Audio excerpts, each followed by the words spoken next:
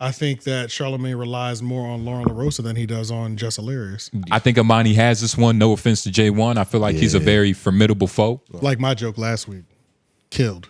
What? What joke? My flip impersonation. I think so. We done potted enough, Mr. Joe.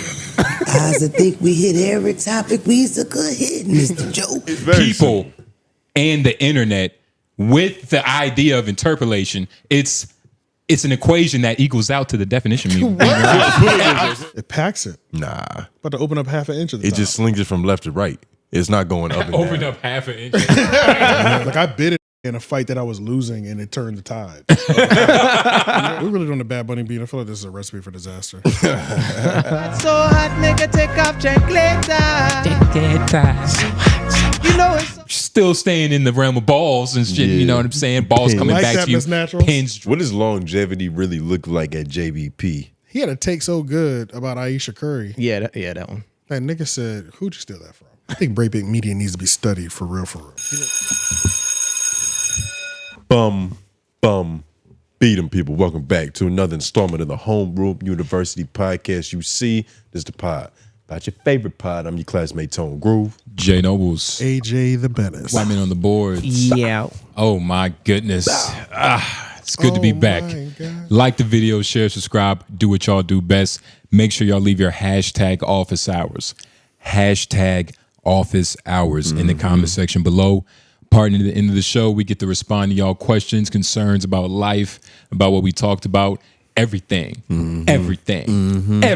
Yeah. $5 Patreon too. We just recorded a banger. Check that out. Don't forget it. Oh, and don't forget to hype us up too. 950 points. Please hype us up. Hype us up, twin. And appreciate the 2 special souls that got us to 300 subscribers over at LOI The Show. Yes. Please keep that up. Appreciate that. Yeah, 305 but yeah, now. we're trying to get to 500. 305. So, you know, By next week. yeah, by next week. So do what you can to make that happen, baby. He Exactly. said 2 special souls. I was like, is he about to say somebody passed away? Oh, nah. It was 2 special Nah. souls that subscribed to us. Gotcha. If Yeah. anything, they just came to heaven. Yeah, so we hope we can get through this episode without the power flashing. So far, is the headphone audio the only one that's going in and out? I've been using mine. It is? Yes. Okay, can you Yeah. tap my we're back, y'all. Boop boop. So yeah, the rain is a little crazy right now. It's not even crazy rain, but it's like the power keeps doing this flash thing. So Yeah. hopefully we make it through. So far, luck has been on our side. The last 2 things that we recorded, the power did the whole flash thing at the end of the recording. It ended Patreon. Yeah. It ended Patreon. At perfect time. So On beat. hopefully that happens But this after a week. But phenomenal record, though.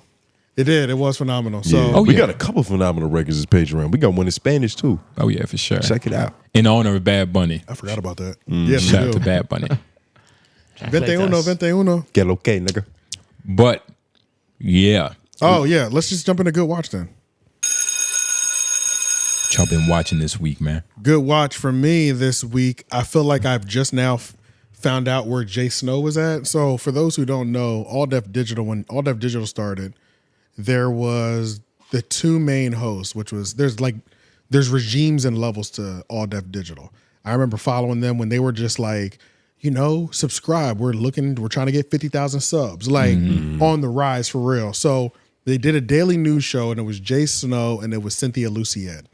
They were the daily hip hop news, things of that nature. They really built that foundation. We're looking at one of the foundation builders The of All founding Def. fathers of He is a founding father of All Def Digital. So they really kind of got the channel on up numbers wise, doing that daily show just every day, green screen. He was there with Spoken Reasons. Yeah, Spoken Reasons is still later though. Yeah. Like then once they graduated from the green screen, that's when they started bringing in people like Patrick Cloud, Kev on stage, Tahir. who are the real OGs, Doughboy, rest in peace, Teddy Yeah, Ray. I was just about to say. Yeah. That's when Era 2 came in. Because they were around from Era 2, and then the cast expanded to like a big ass office building. We still continue to get more sketches, but it was more people that we were seeing. Yeah. Tony Baker. And other people like that. So I've been wondering, and he used to write almost all the sketches. All the sketches during that first sketch wave that came through. Him and Cynthia Luciette were the ones that were writing all those sketches. Oh, okay. So this nigga is fucking hilarious. He's just been touring? But because I don't know, because this came on my algorithm too. I watched it the other Really? day. So it popped up on you and too? I thought the same thing. I was like, yo, I haven't seen this nigga in forever. This nigga to me, he's like there's like a certain like lore and legend to him. You know what I'm saying? Like for what I know he's built. You know, and so, it's pretty good. yeah. So I've been watching these clips. I was just happy to see him. So this was a good watch. I don't think this is the funniest clip that I've seen out of all of this stand up, but it's still like There's something. Yeah, this nigga's the truth though. You know what I'm saying? Yeah. My brother has what I like to call hood logic, you know, sound logic that sounds stupid, right? My brother smokes weed.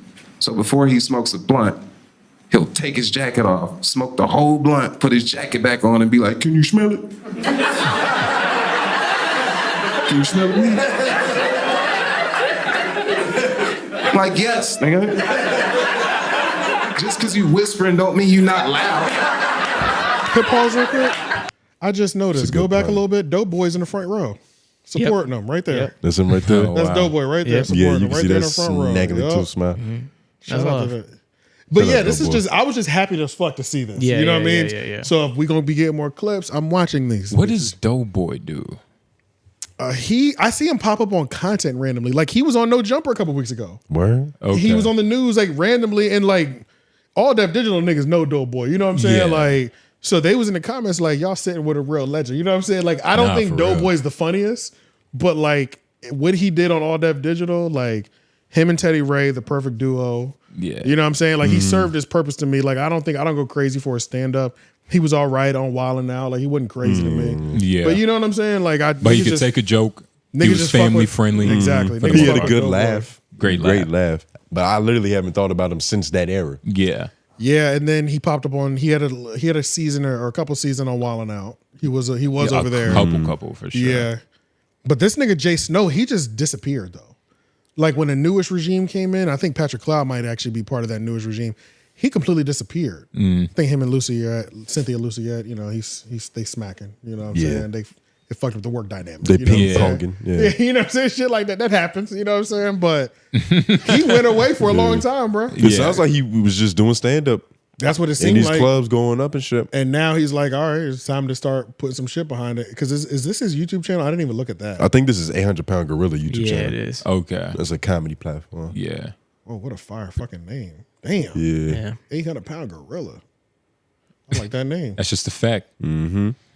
That's hard. Big body. But yeah, shout out to Jay Snow. It's a lot of people from that era that kind of disappeared. Yeah. But it's also a lot of people that are just still around. Just in Yeah. their own lane. Kev on stage to hear them niggas in commercials. He was on that show with Kirk Franklin with Ray J and NLE the Great. Yeah, exactly. That's my great watch this week. NLE Tupac. Wait, what? Yeah, you didn't see that? You know how Kirk Franklin, he has this show where it's him and a bunch of black men. They sit around at a table, they eat. Oh yeah, the King They shit. conversate. Yeah. Is that where, Den of Kings. The Den of Kings. Is that where Russell Wilson was there? No, Jonathan Majors? Yes. Yes. He came back. Okay. I never seen it, but I saw something funny happen there that involved Jonathan Majors. It might have been B. Lou or Lou Young was talking to him or some shit like that. The Ghost Game. Yeah, no, go for it. It should ruin the mood. Was that your good watch? Yeah, well, not literally, but yeah, I'm a making my good watch because it was actually kind of hilarious. I don't have any of the timestamps for it, but just imagine Jonathan Majors, Ray J, NLE what it Choppa was. in his Tupac era, in his Yeah. I Believe in God era, Yeah, Shakur. Shakur, Yeah. and then two other random niggas. Nah, in NLE, I don't even know. I don't know what's wrong with him. I don't know if he's like the best method actor of all time. Like he's just able to change characters and just change like his way of living. Like, I feel like he Well, I just mean- changes up like every. I think he's year a and a true half. artist. I think he's just reinventing himself. Hell no. This is just his new era. He really develops himself as a character though. Like, I will say that. Well, If this is he's got a whole different way of life every couple of years. Yeah. Well, yeah. And some It's- niggas really just go through phases like that. true, but nobody should go through a Shakur phase in 2025 and become bald. That shouldn't happen. Nigga, what? You don't have the head shape for it. Bro, the Tupac, that's never gonna stop. No, it's never gonna stopped. stop. It's never If gonna you're stop. if it's niggas still going bald for Tupac, that's a They problem. are. I don't think that'll ever end. I don't think that'll No. stop, bro. It ebbs and flows. Like it'll happen and then it'll curb out. And what you mean is young niggas, because there's always gonna be niggas 40, 50 years old. Plus, Of course. Yeah, that niggas is still bald. living by that Bible. You know what I'm saying? Yeah. Yeah, but intentionally bald at 25. Yeah. The reason it's a lot of niggas our age that haven't cut off their receding hairline because LeBron hasn't. So until LeBron does, you know, Are you serious? You think they're holding on for because of LeBron? I think LeBron has a lot of influence. Yeah. If LeBron goes bald, it's going to be memes, but also a lot of cultural, like oh, I guess I could do the it GOAT now, is too. bald. Well, I mean, You're gonna already be in has- style, AJ. He's gone bald. Always He in just style. has the money to get the enhancements. Yeah. But Kirk Franklin. Yeah, he said he didn't have no timestamps. So. Oh, see if you had can a- I do Yeah, my I literally just Yeah, thought you of do. it just You now do, on the yeah. spot. Let's go to 4211. A den of kings. God. How often do you think we need these? Yes. Every Sunday. How often do you think? we Look need at this nigga, man. And women love this show. Look at him. Oh yeah. Because I went to the comments, I was like, what is the demographic? Like, who loves this? Well, I'm surprised this isn't on BET. Yeah. I'm surprised like this isn't the first podcast to be on a network television. it Like, could Volt. be. They could do it. for sure. The Tyler Perry network that hasn't been invented, but yeah. And I think what Jonathan is saying is that in that moment, you can't discern or decipher that. But right. It will lead. in that moment, you can't. No. But if you keep I want to say something real quick. you begin I want to say something real make quick. that connection. I think I'm a church kid, Yes, sir. so and I'm 42 now. So, and I'm a church kid in the sense of like there was nothing else. Yes, sir. It is just Jesus. And that's it. There's no medicine. There's no therapy. There's no divorce. Somehow, if your husband's beating you, God's gonna everything is God's gonna do it. God's got a plan, right? That's all you. That's so That's real. what you're dealing with at the Yeah. table in LE. Yeah. See, No. in Emily's defense, let me just say this. But I'm not religious. I'm not Christian. I'm not none of these things. I just believe in God. I go straight to source. Right. Feel me? But here's what I But want I to say. get what you're saying. I get how what I'm saying could be. No. a I'm not thing even. to where- I'm not even because- saying that. Yeah, man. I'm just speaking from my experience, not even directly to what you said or what you meant. No, I receive. But what John and Jay was saying, it's like when I was young, that made sense, right? I'm not. What this is not made ageist. sense? What made sense? What you're saying. God somehow this is going to make sense because God's going to make it make sense. God has a plan, and that was true for me when I was young, right? When I got older, and when my brother died, and as a child, it's just God kind of called him home. God had a better plan for him. No man understands God's thing. When I was a kid in that, with somebody else's grandma, somebody else's brother, that was cool. And I'm even telling them that. Yeah, don't worry about it. God's got you.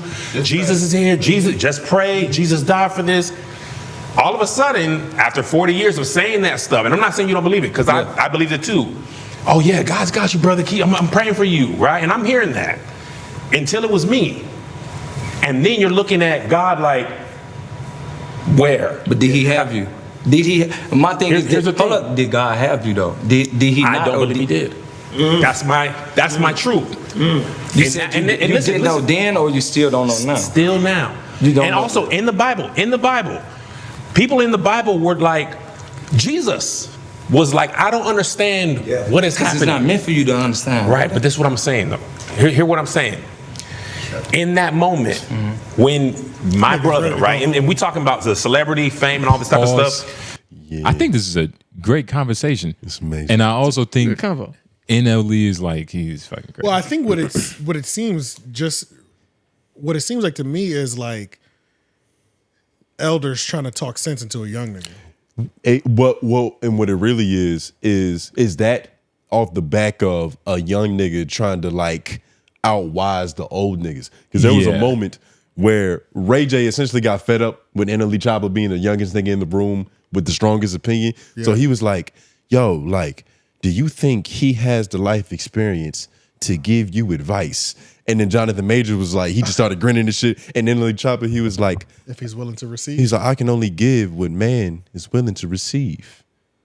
And Ray J couldn't defeat that. He had to get up and leave smoking cigarette. Yeah, that's the clip that I saw. He's like, fuck. He was like, It's too good. I need a cigarette. I can't deal with this nigga no more. Yeah. Yeah, that's how it kind of seemed to me. And even in that clip. So It's strange, but he's still, I mean, hey, making money, man.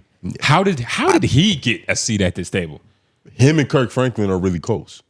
Are you serious? Yeah, they said it in the beginning when they did the intros. So my NLE or Ray J? NLE and Kirk Franklin. Gotcha. When they did the intros first, walking into the kitchen, eating the strawberries and the grapes, he was like, he know his auntie on his daddy's side or something? Like, what the fuck? he know NLE. He was like, this brother right here, so special to me. Y'all don't even know. Like when y'all watch the content that's like black men having conversations that we should be having, do y'all know what I'm talking about? Like this? That version of, yeah, essentially this. Yeah. Do y'all be feeling like they're like actually having the conversations we should be having? Sometimes. There was this one channel used to be, it was called the Grapevine something. And it used to be all black people just having like open discussion. Open discussions about like our culture. I'm gonna try to find it in the meantime. But yeah, I think it'd be helping if that was your question. Okay. Like, it's definitely better than nothing. Are you just looking for like more within a conversation? Like, are you looking to stumble on a conversation you didn't see coming and was like, damn, I needed this? A little bit of that. There's a certain element of like, we get these variations of these shows a lot. You know what I mean? Like, it's black men having conversations that we've been needing to have. You know what I mean? And it's like, most people, when I watch them, they're not like having conversations that's like really pushing the limit of like. They be complaining. It's not that they be complaining. It's just I feel like we're just hearing the same talking points that we would hear if they were on their own show or whatever other show they do. Because there's normally celebrities having these conversations. Which is terrible. You know what I'm saying? So like to me right now, this seems like, and not only Choppa is a young kid, but he's also he has a life experience that's not like any other young kids. He's been famous for 7 years or so. So he's been rich for a long time. Like he got on when he was in high school. So it's like his reality and his lifestyle and everything about this nigga is already different. So the conversation that they're trying to like have with him or talk him out of or have him see reason in, it's like this nigga's not operating on the same level anyway. You know what I mean? So that's not helping the black viewer. We're just watching OGs kind of coach somebody who's. You want things to be spoken to on more of a regular society level. I would like that. I would say every time, like in my opinion, when I've seen these type of conversations come together, it's not that. It's not those people having the conversation. Right. It's normally people that are living a life that we don't even have. And when they do have the conversation, it's not groundbreaking. Isn't that what generally happens though? Usually, but this one in particular isn't that bad in those regards, because even this conversation right here. Yeah. I can't speak on the whole thing either. Yeah. But even this conversation right here, Kev on stage is essentially talking about how motherfuckers be like, just put your faith in God, everything will be all right, blase, blase. And he's like, nigga, I feel like God hasn't had my back for the last like 15 decades. And he was also maybe saying he was a hypocrite in the sense that he was saying that. He was saying he was a hypocrite because he was pushing God on other people as a type of way to heal yourself. That's the solution. Until his brother passed, and it was like reality hits. It's like, yo, what is God? What happened? And I can't put I can't put what I'm saying on this entire conversation. I know, but so I will say, like, based on what Kev on stage is saying, I think that's a good conversation that like P should be having. That applies to everybody. But you know what I mean? with your point, but if a lot of it, I don't know. But if a lot of it is them really just kind of questioning each other's or his ideology, then it's a little different. But the whole thing isn't them just going in on it. Yeah. Okay, but when I see other content like that, it speaks to what I'm speaking to. Is what I'm saying. You know what I mean? And even if I feel like that was the case this episode, I haven't watched it, but I feel like you could take away some good things from that too. Right. Even if they was I trying can take to away like just now what he was saying. Yeah, you could take away multiple different things from this. Right. Like, okay, as a young dude, maybe I'm kind of listening to Kev in a way. It's like, shit. Right. Maybe I could get a little too ahead of myself. Because like Annalise Chopper's response is, but did he have you though? It's like, okay, you're not ready for that conversation. Yeah. You know what I mean? But yeah, he's also in his Kevin Gates era. It's weird too. Annalise Chopper. Yeah. He's a Muslim. Feels like a shaman. His Muslim bag, you gotta love it. Okay, we got one more good watch. It's Miss Naturals. Yeah. So I put 2 in there. It's Miss Natural. Of course, we know Miss Natural, but we kind of been on good watch. Fuck it, let's click on it. Yeah, we're gracing into the. We got 5 minutes. I was about to say. We got 5 minutes. So, we got 5 minutes. We got 5 minutes. Well, forgive Miss Natural. She's. Well, I mean, you want to know about it? What's going on? All right. Well, she's been. He only gives porn star bitches a chance. I notice out now. Only porn star hoes. That's what it's starting to become a thing. Oh, we both just said a word we can't say. Yeah, please. Yeah. So Miss Natural, she's getting interviewed again in the limelight and whatnot. I know she was on Jocelyn Hernandez's show. Yes. Too. And she also has a bowling business. You can pay her to teach you bowling. Wow. Yes. Online or physically? Online and physically, probably. Still staying in the realm of balls and shit. Yeah. You know what I'm saying? Balls coming back to you. Natural. Pins dropping, connecting the ball, you know. Is her name accurate? Is she really organic? Possibly. But I learned a lot, actually, in this interview, surprisingly. It was just her talking about her life. She grew up in Chicago and whatnot. But I took this part because she's answering a question about, like, you know, when she used to strip, guys really just wanted to have some conversation and a girl to, like, an ear to, you know, develop their thoughts, their secrets too. So let's just hit play on this. Oh, shit. You know, it's funny because don't leave. A lot of people that say when they stripping, they say a lot of the men really come for like damn near therapy versus the actual. What is some of the shit that you actually had to hear when you were stripping, like of the men's problems? It was a guy one time, his wife cocktailed his car. Damn. All the time? Yeah, I was working at a white club at this time. Yeah. I was working at a white club. And the fact that was white dude. Yeah. Oh, them white girls. Yeah. So the girl cocktailed the car. She don't like the step kids. But he put whole trust funds up for her kids. And can you hit pause real quick? Does anybody know what any of those things mean? Molotov, she's cocktail. Are we talking Molotov? Like that's set what it on I fire? think. I haven't listened to a word she said. I just been. And then dome light. What is that? Dome light? What do you mean? Who knows? He said he dome lighted the kids. No, he set up trust funds and shit. That was right before that. She said right something before about he got dome lighted. Yeah, I was like, did somebody just shot in the head? What does that mean? Yeah. I was working at a white club. And the fact that was white dude. Yeah. Oh, them white girls. Yeah. So the girl cocktailed the car. She don't like the step kids. But he put whole trust funds up for her kids, and he'd have caught a and shit like that. But you go and cocktail my goddamn car. I need Miss Natural for sure. Don't blow this back. Elliot's just sitting there talking. Hand me $500 just for sitting there listening to me. What advice did you get a nigga? Yeah, what's the? I didn't give no advice to that nigga. I don't have no. What advice I'm gonna give him? What I'm gonna do? You dumb. First of all, you sat there. You gave that's leading with money. Be friends first. Yeah. Be my friend, because if you can't, I'm gonna get irritated with you just about looking at your ass. Like, so when you going home? You gotta be my friend. I gotta want to sit there and play the game with you. Them niggas in the background are driving me insane. You would be acting the same way, nigga. Yeah, you be in there barking. I wouldn't actually. Yeah, I believe you would actually. Yeah, I think you would. Come on, man. It's Miss Natural, man. Mm-hmm. She giving game, man. If you want to bang Miss Natural, That just doesn't be her sound friend. good coming from you, man. Yeah. You're supposed to be the most player. They pimp betrayed niggas. that pimp shit so long ago. From Miss Natural, for sure. Y'all, nigga. Both of y'all. Ooh. Y'all never lived it. Ooh. It was just a thing. never.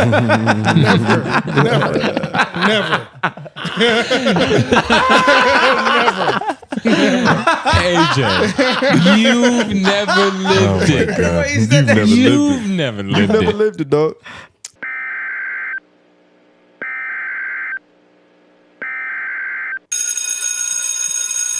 So, like I was saying, right? The Locks, right? Yeah. They have a movie review podcast with two other white dudes. It's on the It's the Real YouTube page. You can pull it up in the first link so they can just see the YouTube page.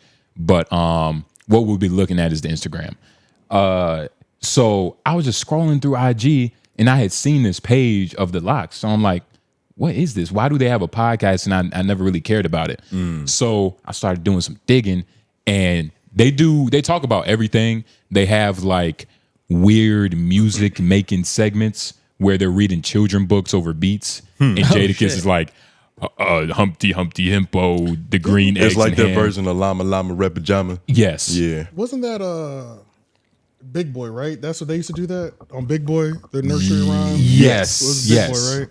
And so they've been at it for a while, but go to the second link in the notes. Those South Park cartoons that they made at the bottom look kind of like that's kind of what it looked like. And this the one we going to? Yeah, this is the one we going to. And just so you can get a gist of like the content on their Instagram, this is kind of what it is on top of other things. But let's just hear like 20 seconds of it because it's kind of hard. Let's just hear. And he's breaking down the movie. It's a rat race on double sides. Now, boom. Frank Costello, leader of the Irish mob. He runs Southie. Matt Damon, his underling, he knew him when he was a kid. He knew his mother, grandmother, bought him groceries. He said, if you want to earn your money, you come here.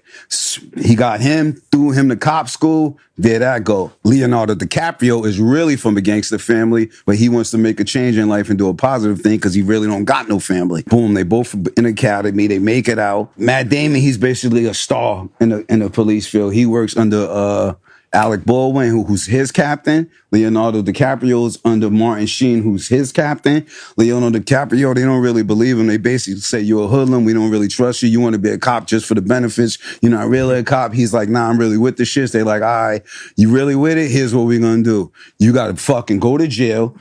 You got to make it believable. You're going deep undercover. He's in the mob. He's around Frank. He's around Frenchie. He's around Fritz. So he's around certified maniac killers who's doing killer shit. And he's an undercover cop who only Martin Sheen and Mark Wahlberg knows he's a cop. Crazy. So he's super undercover. Now, while he's undercover, Jack Nicholson figures out that Martin Sheen is on him and he got somebody watching him, so he knows it's a rat in the house. Alex Baldwin knows it's a rat in the house too because they both playing cat and mouse, so they going back and forth trying to figure out who's the inside man within both parts.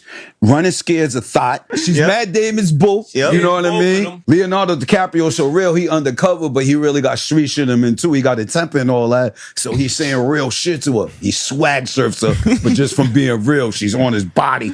He's selling the shit. He ready to fucking, what if I want to take Jack and blow my fucking brains out? You doing this? You're a liar. He read her card. Now she's all fucked up. She's sweating him. He ends up catching it. He beat. Here's the thing. Frank's a rat already for the feds. So it was basically a rat race. Leonardo got his fucking brains blown out. Running Scared, we don't know who the baby father is. Anthony Anderson got his shit wigged for absolutely fucking no reason. Matt Damon wigged this other man who was on the side with him. Matt Damon thought he beat the game. He didn't, and Mark Wahlberg blew his fucking brains out. So it's basically a fucking rat race of ratting and doing ratty shit, snake, fucked up shit. Is why they showed the rat on the balcony at the end. On Instagram. So I've watched about 5 of these. Yo, that's I've watched about 5 of these. That's a good breakdown. And I've been locked in, nigga. That's a good breakdown. He's up there with Hood's Prim Seminar. That's a good breakdown. I was like, what? Nigga, that's what happened? I figured out the whole movie just now. Yo. Y'all ever seen that movie? Well, no, I've seen it, but I'd like this. I do remember it being a double disc, though, like he said. That shit was a double disc. Yeah, and everybody died at the end. That shit was good. Yeah. I never seen it. This is the type of movie I watched in parts. So this was a great, like, I kind of needed this. I put it all together type shit. Because it is one of those, like, who done it mystery turn of events. I had to watch Inception like 3 times. Really? Yeah. It's a really Inception really for sure. good. Oh, and if you scroll down, you know, it's pointless, but they have an Inception one too where I think Styles P is like, so you got Leonardo DiCaprio. You know who these two dudes are? I'm almost positive they're the ones who did the blog era. Yes. Yeah. That's them, isn't it? I think that is them. Go to their YouTube channel. Did they have a podcast? Yeah, it was a blog era podcast. It's right here, yeah. Yep. I think I followed them on Twitter. Hold on. Because they the one that made that movie, that documentary, right? That trash ass shit. The blog era. Still standing on that years later. They tried their best. I hurt their feelings too, man. They commented up on it when Elliot posted us. they commented up underneath his. He said, "These are the guys that said our podcast was trash." With sad face emojis. That was like a year later. I was like, "Damn, nigga, that one hurt." Mm-hmm. Still Niggas hated me for that on Twitter. They hated me for that take. Jesus. Hey man, you got to roll with the punches. Mm-hmm. But nah, this is a great podcast. I was trying to find. They had Western music on the Blog Era podcast. They did. I'll never forgive that. You know what I'm saying? Yeah, they kind of asked for it. Yeah, okay. How mad they get? At least I wonder how Styles P told Sinners. They've been doing this for a while. Oh, man. Yeah, they've been doing this for a while. And it's not one of the main podcasts that get promoted. Yeah. Yeah, they did the Sinner shit too. Yeah, man. Shout out to Locks. Nah, I might have to check this out. And I'm glad it's not it's not shot in 4K. It's not some high production. They're in the studio. You can see the smoke. There's no air purifiers. Camera shake every now and then. Because all these clips, okay, there we go. They got They're full like an episodes. hour. Okay. Yeah, hours of change.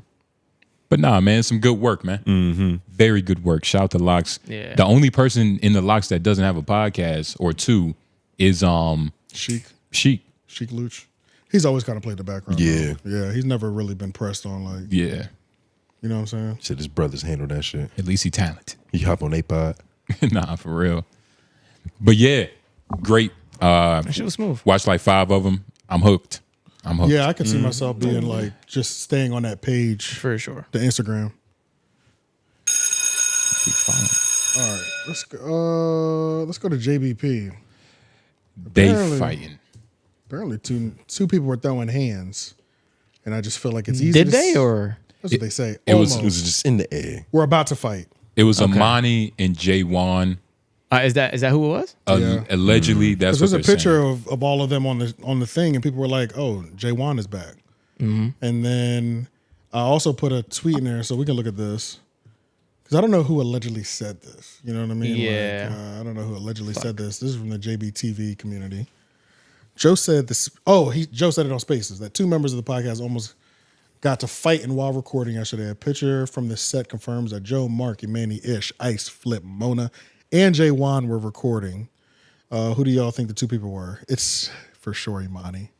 Yeah. And J1. They seem like the only 2 that would actually get out of pocket enough to even almost fight. Imani's the safest bet because he just seems like he's just more willing to fight than most people. Or in that Imani room. Mark. I could see. We've already seen Imani put hands on niggas on camera. Yeah. On live. So Well, Imani threw that shit at Mark that one time too. yeah, but then also Mark? I don't know. I think they respect each other enough. Mark would try not to, but Imani would. I don't know. I feel like Mark is trained in de-escalation. Yes, black Right. de-escalation. So Black Yeah. de-escalation tactics. Yes. Well, he got pepper spray. He couldn't stop that. Amani and J1 fighting. true. Yeah. I can see J1 on He probably got a great whistle. Also, I can see J1 on that. They say, and you know, if you go to this actual tweet, under it, it's just a bunch of people on Amani's side, like, yeah, J1 had it coming. He's a little smart mouth ass nigga. Woody woo woo. Well, then I put a tweet in here from Amani. Yeah, but and did we read that one tweet right there? This shit. We read this one. That Okay. with the picture. Yeah. This shit. Yeah, Well, it was this. funny, y'all. Oh, so he out of there. But literally, Well, it was fun, y'all. but nah, literally an hour or a couple hours after this, he tweeted, damn, I can't make a joke about something. And then he was like, that had nothing to do with the podcast. Y'all just be taking things out of context. You goddamn right. We out here we're making content. Nigga. You know what it is. He knew that would be would- interpolated yeah. that way. Exactly. God, how did he know that? Nigga? Great callback. How did he know? $5 Patreon. I like it. Come on, man. Yeah. Well, let's Honestly. let's do the fantasy. Who wins the fight? Amani Yeah. versus Amani. J1. I don't know. I Well, saw the that- boxing match Imani had on that screen but that's different though. Yeah. I think Mark. Wasn't that in the room too? That was in a room. On some like, That's different, yeah. Well, let's look at the picture again. Glass table in the middle. J1 is to the right, to the left of him though.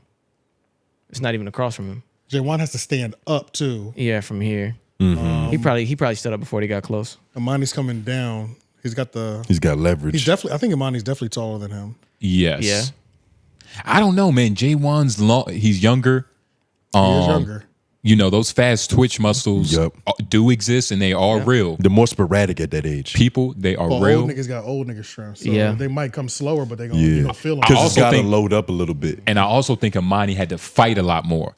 So sure. that's Oh, we not know only that. does he have old man strength, but he has the knowledge. Right. You feel me? So I think Amani has this one. No offense to J1. I feel like he's a very formidable foe. Yeah. I just don't believe. I feel you on that. Yeah, that's possible. I'm riding with Amani on this. Yeah, likewise. I don't believe he has the He weapons. just got the higher fighter IQ. Oh yeah. I feel like More J1's anger will get the best of him. Amani's anger gets the best of him, but he's used it in times of trouble so much that he can harness it. Like the Incredible Hulk. Right. It's funny that no one said Flip because I think Flip could have been an option too. You're right. It's not like I haven't seen Flip swing on somebody. Yeah, he just swung on somebody at the Puerto Rican Day Parade. Yeah. He looked pretty good. Yeah, they look pretty, you know. In the stance of like just a quick random skirmish that's just like kept his balance. Yeah, I'm just trying to hit you with one. I feel like I'm just trying to hit you with one. Like I feel like Flip just is to the get it king out. of almost fighting too. You know what I mean? Yeah. Yeah. Amani's trying to get to it. For real. Yes. You know what I'm saying? Because he has Fuck all that talking shit. He's Like, a singer. He's light skinned. Yeah. He already knows how it's gonna look, so he has to. That's a hill he has to climb. He has to actually react. might be Flip actually. Because I feel like Flip is the master of literally just like getting there and then somebody randomly calming it down. You know what I'm saying? Yeah. Fuck him, no. I mean, from there's that always one people little in between us. He knows how to shit, do though. just enough. Yeah. Yeah, people care about Flip. They don't want to see him fight, but Amani would definitely beat everybody's ass on the JBP. So yeah. I don't know. about Joe all that. got him still. Oh, excuse me. Joe. Joe can't run a mile. Yeah. He doesn't even. He just. I was thinking Manny can. He needs 30 seconds. To what? You think a Manny's beating Joe? Yes. I don't know. Yeah, Absolutely. I don't know, man. Absolutely. I believe in old drug addicts. How much older is Joe? 50 don't years. He's not 50 years older than He's like him. but- 45. Joe's 45 now. Amani is like 40, right? 42. Yeah, they're not too far. They're not Are they not too far? Yeah. Well, 41, I think 42. Amani got him, dog. I Joe's think Amani's body. aging's better. Yes. Yeah. Joe's He's body. aging more athletic. Joe fought in, Pause. was it Uggs? He got swung on in Uggs. Uggs He got slide. hit. He got it cracking. Who was he fighting again though? Niggas in the club. One nigga. How old were these Yeah. niggas? It was one nigga. We have to put that in context. How old Oh, was yeah, this it was one nigga? One nigga. I don't know. Yeah, he came up and snuffed them. You remember? He hit Right. him. Then they fell to the ground and started tussling. It wasn't really no exchange. It wasn't no exchange. So we didn't really see. for Sliding real. in, but getting it cracking in slides is different. The club. He didn't get it environment. cracking though. The other dude did. Yeah. And I don't know, bro. I don't think that gives us Amani- any like insight into Joe's skill. Joe I've Budden. seen Joe get punched a couple times. That's what I'm So, saying. like, It gives you like he I could know take he a could- punch. He could take a punch, It but takes you can- that. Niggas but taking punches are terrified. That's- and yeah, for and real. Joe got like fat old nigga strength too. Joe used to have the capabilities, like rocking the hand, Joe, like Right. knocking on your window, like, hey, He was sprinting then. Yeah, he was running an after animal. cars. You feel me? But now Well, he's back in the gym, Life- so apparently he might have it. he's not. Life is too There's luxurious. not enough testosterone. If he's back in the gym and he's getting his cardio up, I think he got him. He's If not. he don't got that, then I don't know. I put my money on Manny, but I'd love to see it. Yeah. Yeah. I'm riding with Joe on that one. It'd be close. I'm riding with cardio Joe if he's in the gym. Okay. Come on, man. If only can. Your back's against the wall though. Hey, you What's never gonna know. happen, nigga? Light skin on light skin cry. Anything can happen. Joe Budden. I never start this. So Jason Lee took some nice, cool calculator shots at Joe Budden recently. So a couple months ago, or like a month or so ago, there was some scandal. I'll put scandal in quotations because everybody, I don't know, nobody really covered it. It wasn't no crazy wildfire, but they were saying that Jason Lee took public funding, $50,000, to fund an event for wilding out people. That sounds right. So that's what they were saying, which is illegal, obviously, because it's public funds for for Stockton, and you just bringing this shit in, which that was not the case. Yeah. Story didn't catch a lot of legs or whatever like that, and it kind of died out. But Joe did cover it in that time period. And That picture is crazy. And when Joe said, I think this is really what the beef is. Why did he pick that picture? Yeah, that's disrespectful. Like, was he a matador that day? And I can understand why, like, Jason Lee is like, okay, it's one thing that you covered it. Yeah. Nigga, you picked this picture? Yeah. Like, you got me fucked up, nigga. I've been healthy for the last, like, 5-7 years, bro. Yeah. Like, because we ain't seen the nigga look like this since, I feel like the first time I saw him on Bray. Yeah, it's been a long time. So he looks disgusting in this picture. He looks so I have incredibly there's beef with that. That's for foul. sure. Yeah, that's fucked up. Well, we'll listen to what Joe said because this first thing is what Joe said. Is this? What did I name this title? Jason responds. to the 50K allegations. That's the video. Yep. That's the one. It looks like he's going like Jason Lee violates Joe Budden. Yeah, you can play it. Hit play. Joe Budden petty as a mother. Joe, I know that you've recently had a lot to say about me on your show, and your show doesn't really have the mental acuity that would require or warrant me to actually spend enough time to respond. I'm going to respond though, only because I think you really want to see if I still have that little edge, that thing that I have, and I'm going to give it to you. Pause. I'm just not going to give it to you right now. Let me say that it really is disheartening to hear Melissa Ford giggling in the background as we're hearing this, when I know I've seen you at the depths of your low. So now Jason feels like damn. Shout out to Chigs. So You're like, bitch, you better not even think about it. Slow down, bitch. Yeah. You know what I'm saying? He said, I know. Which I like that. You know what I'm saying? It's like, don't worry, Joe. I'm still that nigga. I get at you. Melissa Ford, slow the fuck down. Even with the giggling. Is this Joe Budden's Tasha K? To like Charlemagne's, like Charlemagne and Tasha K, Joe Budden and Jason. They don't hate each other that much. Oh, word.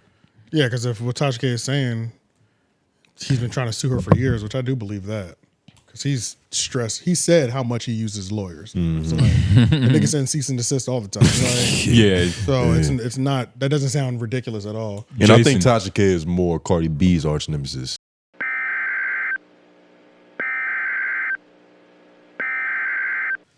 So before we were rudely interrupted by the power going out, I think the last thing I was saying was Jason Lee was warming up them shots for M4. Yes. And letting Joe Budden, I ain't gonna do it today, but I will do it. Stay tuned. And he did it. So after Cardi B dropped her album and she was upset with how they reviewed her album, giving more credit to writers and things of that nature, Jason Lee, I'm assuming this is his podcast. I don't watch anything Jason Lee.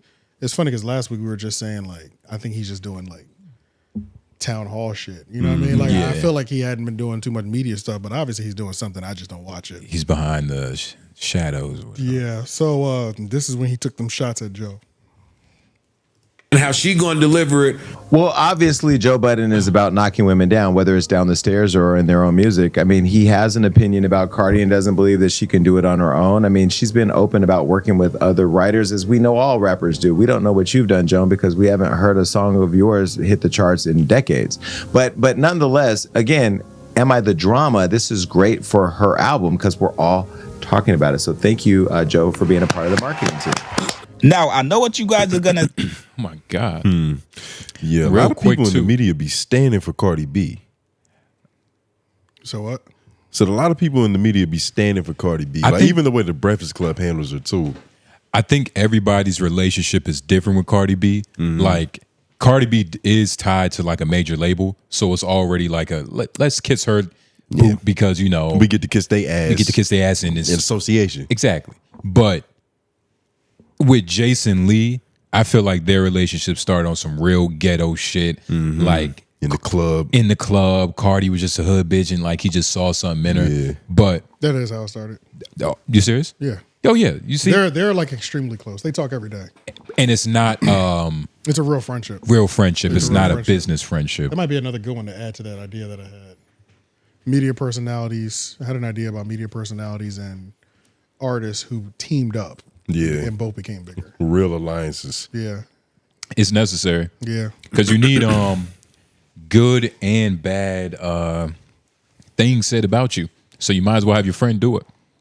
Well, the friend be protecting. Jason Lee, like, he runs plays for her.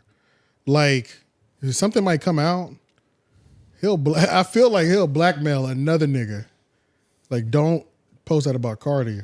Or I'll take it here. Yeah. Like he on that type of shit. I'll post this about you. Yeah, I'm on that he's on that type of time, I think. So yeah, he really and he knows because he's great at media, he knows everybody. He really knows how to weaponize that motherfucker. Yeah. He knows how to get that narrative spinning. Jason Lee will just send two bad bitches to a Chris Brown party just to see what they say. Just to see. You know what I'm saying? Yeah, like, two bad ones too. Yeah, he actually has done that. Yeah, he's done that type times. of shit. Yeah. Send a bitch. Yeah, for sure. Yeah, so you gotta be careful. You gotta be careful with a nigga fucking with like Jason Lee like that. Hell yeah. So I think Joe should stand down. Because that's the best. That's the best way to like just blend in. One bad bitch in a group of 20. Oh my God. Blend right in. And Joe loves strippers. He's probably spying on Future right now. For sure. When his agents got a paddock. Hell yeah. Because Joe's response to him I guess we could search through this Chig's video to find when Joe did speak on Jason Lee's $50,000 misallocation of funds. It wasn't bad, but it was also like he said on there, I don't fuck with you like that anyway, but we over that. Yeah. It's like, so why'd you have to say it like that? You know what I'm saying? How you frame it It's that like, way? it's kind of like, I feel like it'll be the beginning, something like that. Yeah. But it's only gonna amplify it and make you look crazy. Jason Lee is under investigation allegedly for stealing over $50,000 in city funds to cover a wilding out event. Jason Lee. Now let me tell you something, Jason Lee. This is why I don't fuck with you. But we squashed our shit, but this is why I don't fuck with you. I've been on Hollywood Unlocked ever since the story is broken. I ain't seen a peep. I'm just waiting for you to post your shit. You want him to unlock his own shit? Yeah. Unlock that shit. You can't take the money from the risk and litigation fund and give it to Wildin' Out so they could do a May event in the town. And then he went to City Hall and doubled down. Jason Lee. Risk and litigation sound like the last place you should take this. Niggas need this. It's risky. For Wildin' Out. For Wildin' Out. Niggas, how dare you think you can laugh at me, nigga? You got me fucked up. You know what I'm saying? Yeah. Like I just won't slide and you push bitches down the stairs. Yeah. You know what I'm saying? And that's like the funny thing about anybody who has something to say about Joe Budden. That's what they go to first. He's got a decorated past to pull from. Decorated, like it's beautiful. You hide under beds. Yeah. You sit on stomachs. Oh, sternums. Allegedly. Excuse me. Allegedly. Who knows if that even happened? But the fact that can be said, like to you on a whim, as an attack on the whim, it's already crazy. So Joe, he didn't lose anything. Nobody won or nobody lost, but it's like, yeah, damn. The fact that I already know, the fact that I know he doesn't want to get into any tit for tat with Jason Lee, I would say Joe Budden lost it. I don't know if he doesn't, because a lot of this stuff is old shit. Yeah. That he's already weathered that storm. It can't get worse for him, honestly. Most of the shit, Joe's shit comes back more than most people. And it doesn't knock him down normally. Each time it comes back weaker. It's like, we've heard that shit before, dog. Yeah, it doesn't really mean, you know what I mean? You're the 17th person to bring this back up. I feel like Joe lightly touches on topics in this way to determine how cool he still is with this nigga. Or like how pieced up the beef is. So like I'll touch on it, I'll say some shit, but I'll call you my mans in the process and I'll see how you react. Right. Exactly. Dude, that's you know what I'm saying? Hilarious. Hostile. Yeah. Hostile. Yeah. Jason Lee's hostile. And honestly, Joe, I ain't gonna lie, whoever put this thumbnail together, it's really mostly about this picture. Yeah, it's nasty. I think that's really nasty. what it is. The picture is disgusting. I can't believe y'all chose that picture of Jason Lee. Well, Joe doesn't look. I mean, it's not the best angle of Joe, too. You know what I'm saying? But that's a pretty normal. That's what he looks like, though. Yeah. Yeah. Like, this is old Jason Lee. Yeah, They're purposely taking You know him what out I'm of saying? He context. don't look like that no more. He clearly looks different now. Yeah, nah, he'd be ashamed of this. It's not even the same hair texture he has now. No. Hey, that video. He completely switched it up. That picture that went viral. Did anybody ever find out if that was confirmed or not? Did him and Tiffany Hash have a baby? No. There's no way. I don't know if that's real. Did y'all see the picture? I saw didn't the see the picture in the storyline, but it was so ridiculous. I was like, it's not possible. I don't think that's crazy. Tiffany Haddish. And Jason Lee? Yeah. Absolutely not. Nah. I don't think he would get her Who the pregnant. fuck is this white man? I don't know. But this nigga looks way different than he used to than that. This is a completely different nigga. Yeah. Completely different nigga.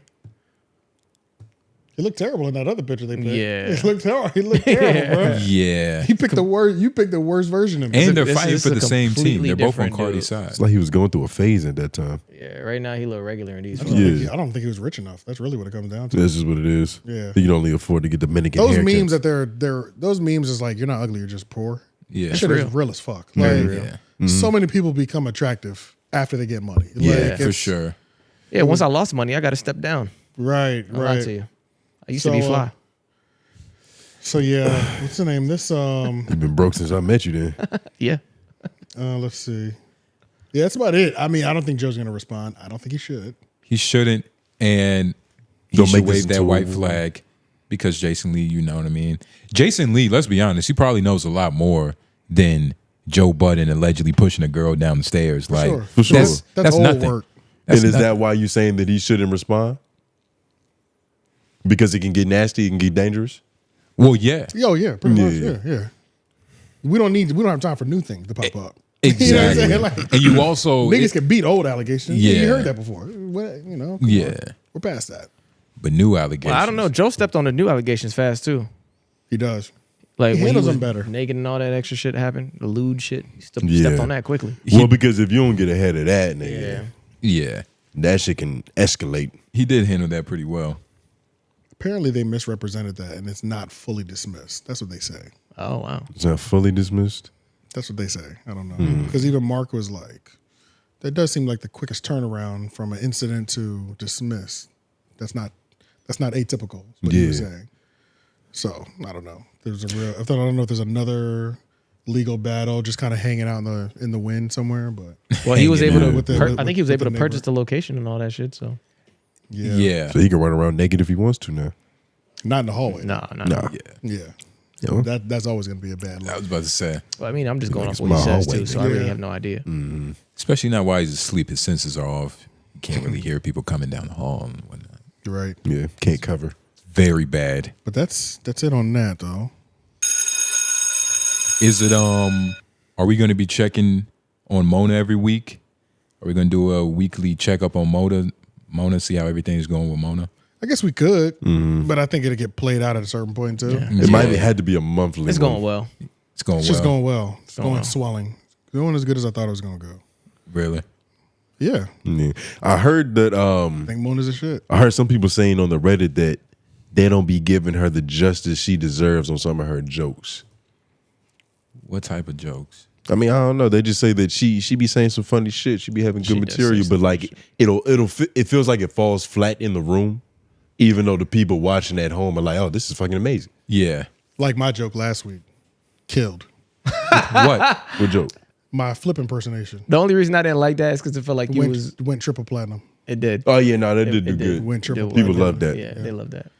Her message. I didn't like it either. It's like it does feel like he doesn't deserve it. But here's my he thing, does. right? It's He like deserves it. it went. He does deserve it. Went platinum, It was good. I laughed at but it. that don't mean it's good. No, it was good. I laughed at No, it was good. Don't It was do that. very good. It was actually perfect. It was very It's good. a good one. It's That's a why good it one. Very hits- good one. That's why it hit like that. It's a good one. It's good. I laughed at it. I just didn't like the way he brought it up just now. Yeah, that was nasty. That was nasty how I brought it up. Yeah, I didn't like I knew what I was doing. Yeah, you try to I knew like exactly what I was doing. Playing put your dirty. way in. Playing dirty. I have to rewatch it. The Master Joe joke hit. I thought that was hilarious. Master Joe. Master Joe. I we did can see watch that. It. I don't know what that was. She was kind of going at Parks. I have it. go I'll up. send it. I put it in there already. It's under the Parks and Drake. I mean, not Parks and Drake. Joe and Drake segment. So I forgot what they was talking about, but they were ending the JBP. Parks was pretty much saying, I think we got it all. Yeah. That's all it took. That's all it fucking took. But apparently it said Moni did Parks dirty after calling her out. So I guess there was a moment when Parks called her out. So she said, all right, nigga, the window's going to open up at some point. Yeah. I think we may have hit it all day, Joe. I think we may have hit it all today, Mr. Joe.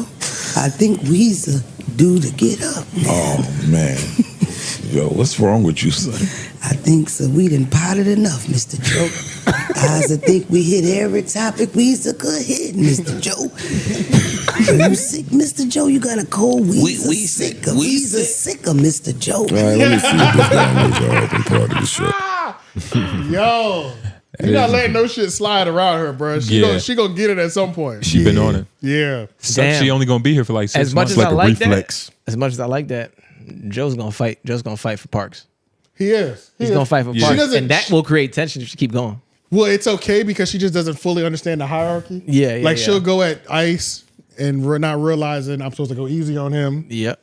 If she really tries to apply pressure on Parks, he's gonna be like, "Hey, listen, Yeah, slow that we're down. gonna slow all the way." Well, and I also think that's where she lives in.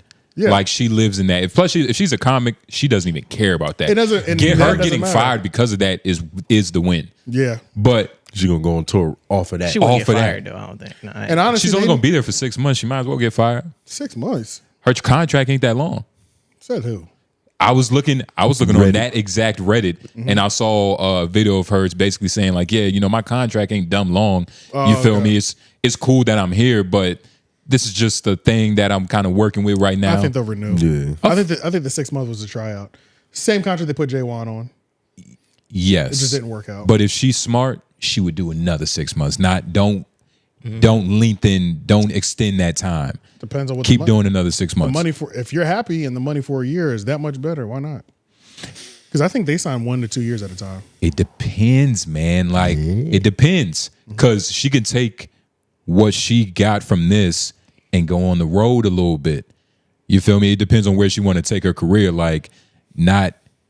I don't feel like, I don't look at Mona and go like, yeah, she's gonna be great on the JBP for a long time, even though she's good. Why can't she do both long term? Yeah, she can do both long term because she's not on every episode. They only shoot either. 2 days a week. The whole cast shoots 2 days a week. But right now she's once a week. But I'm saying, like, even if she was to open it 2 days a week, it leaves a lot of time. It depends on what she wants to do. Has she spoken on her career, or is she just trying to? You mean on like where she's trying to go? Where she's trying to go? She does shit.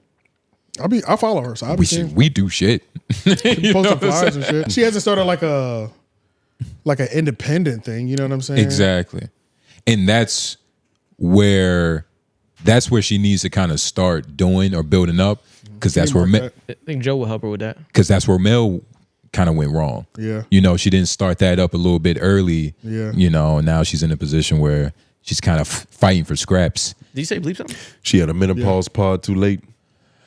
She didn't have her own thing. Like, Mel was just known for the JBP. Like, there was no other like, oh, like let's get Mel in this version over here.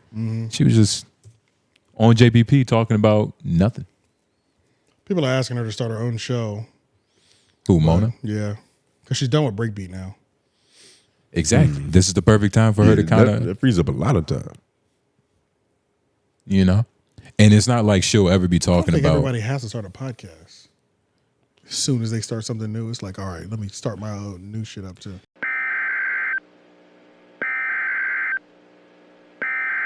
Heck, another power cut. We told y'all, you know what I mean? But back in the jiffy, like crazy. nothing Kids happened. blinking on us. Please, we forgot to tell y'all throughout this podcast, but leave your hashtag office hours in the comment section below.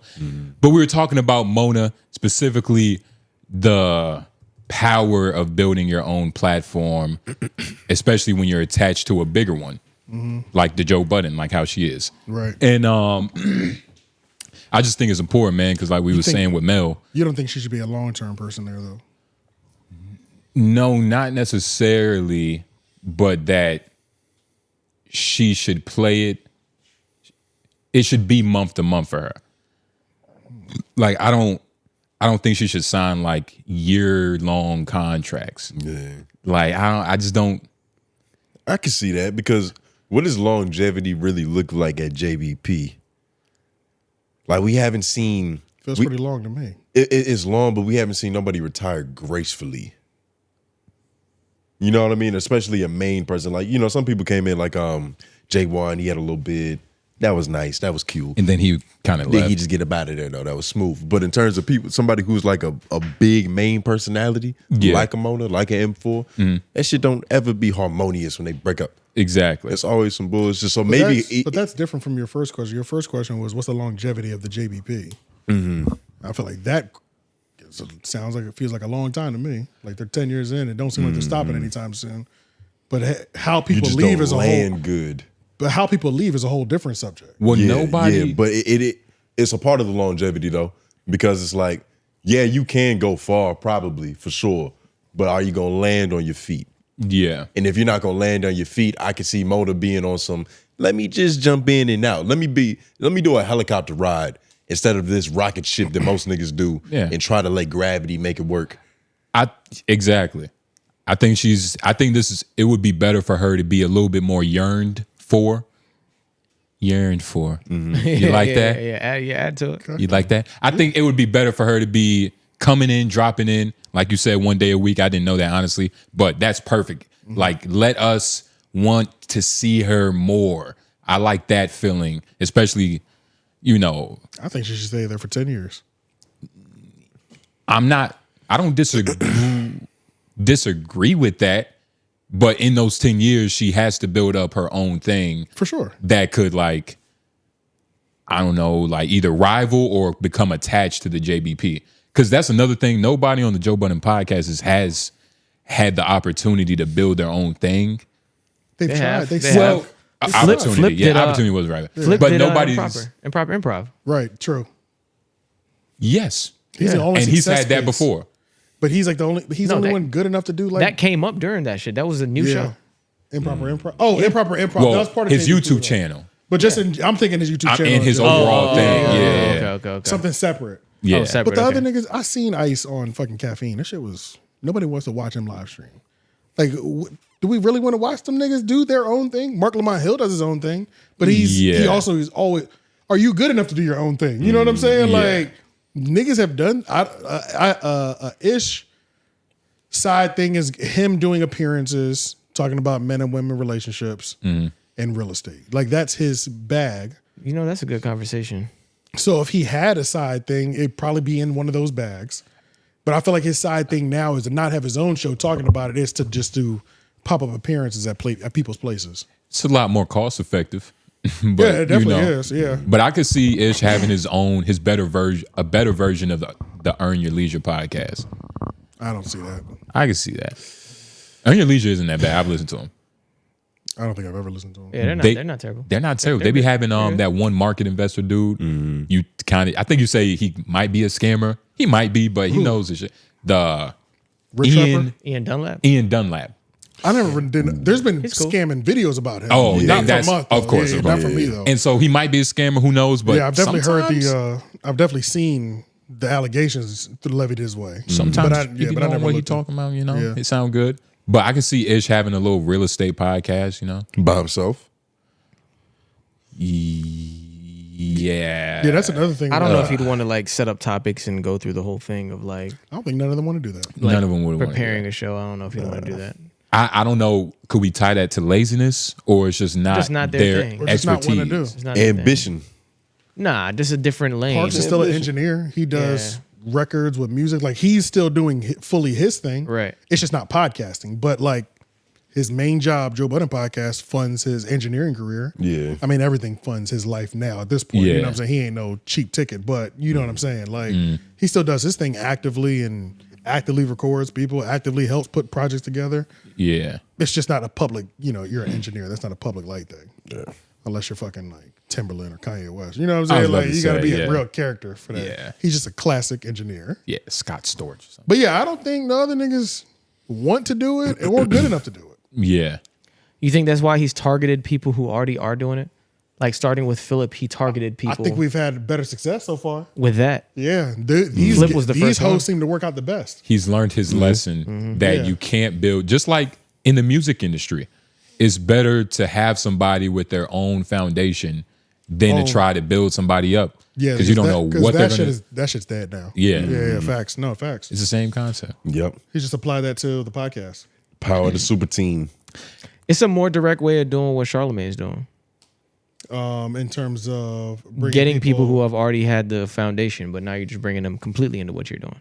on Like he, on Black Effect. yeah, Yeah, his is completely different. completely. It's the same Was concept, just Charlamagne- broken down differently, right? I would say the biggest difference is the fact that because he's just Business-wise, it's leasing, he's completely literally he's just housing a hosting site. Business wise, it's You know what I mean? yeah. But there's no. I would say that if you're a part of, there's no like the 85 South doesn't all of a sudden go to Breakfast Club once a week. You know what I mean? Yeah, Like, that's what I'm saying. Like, so yeah, it seems like business-wise is different. Joe's is more infiltrated in his company. This is just.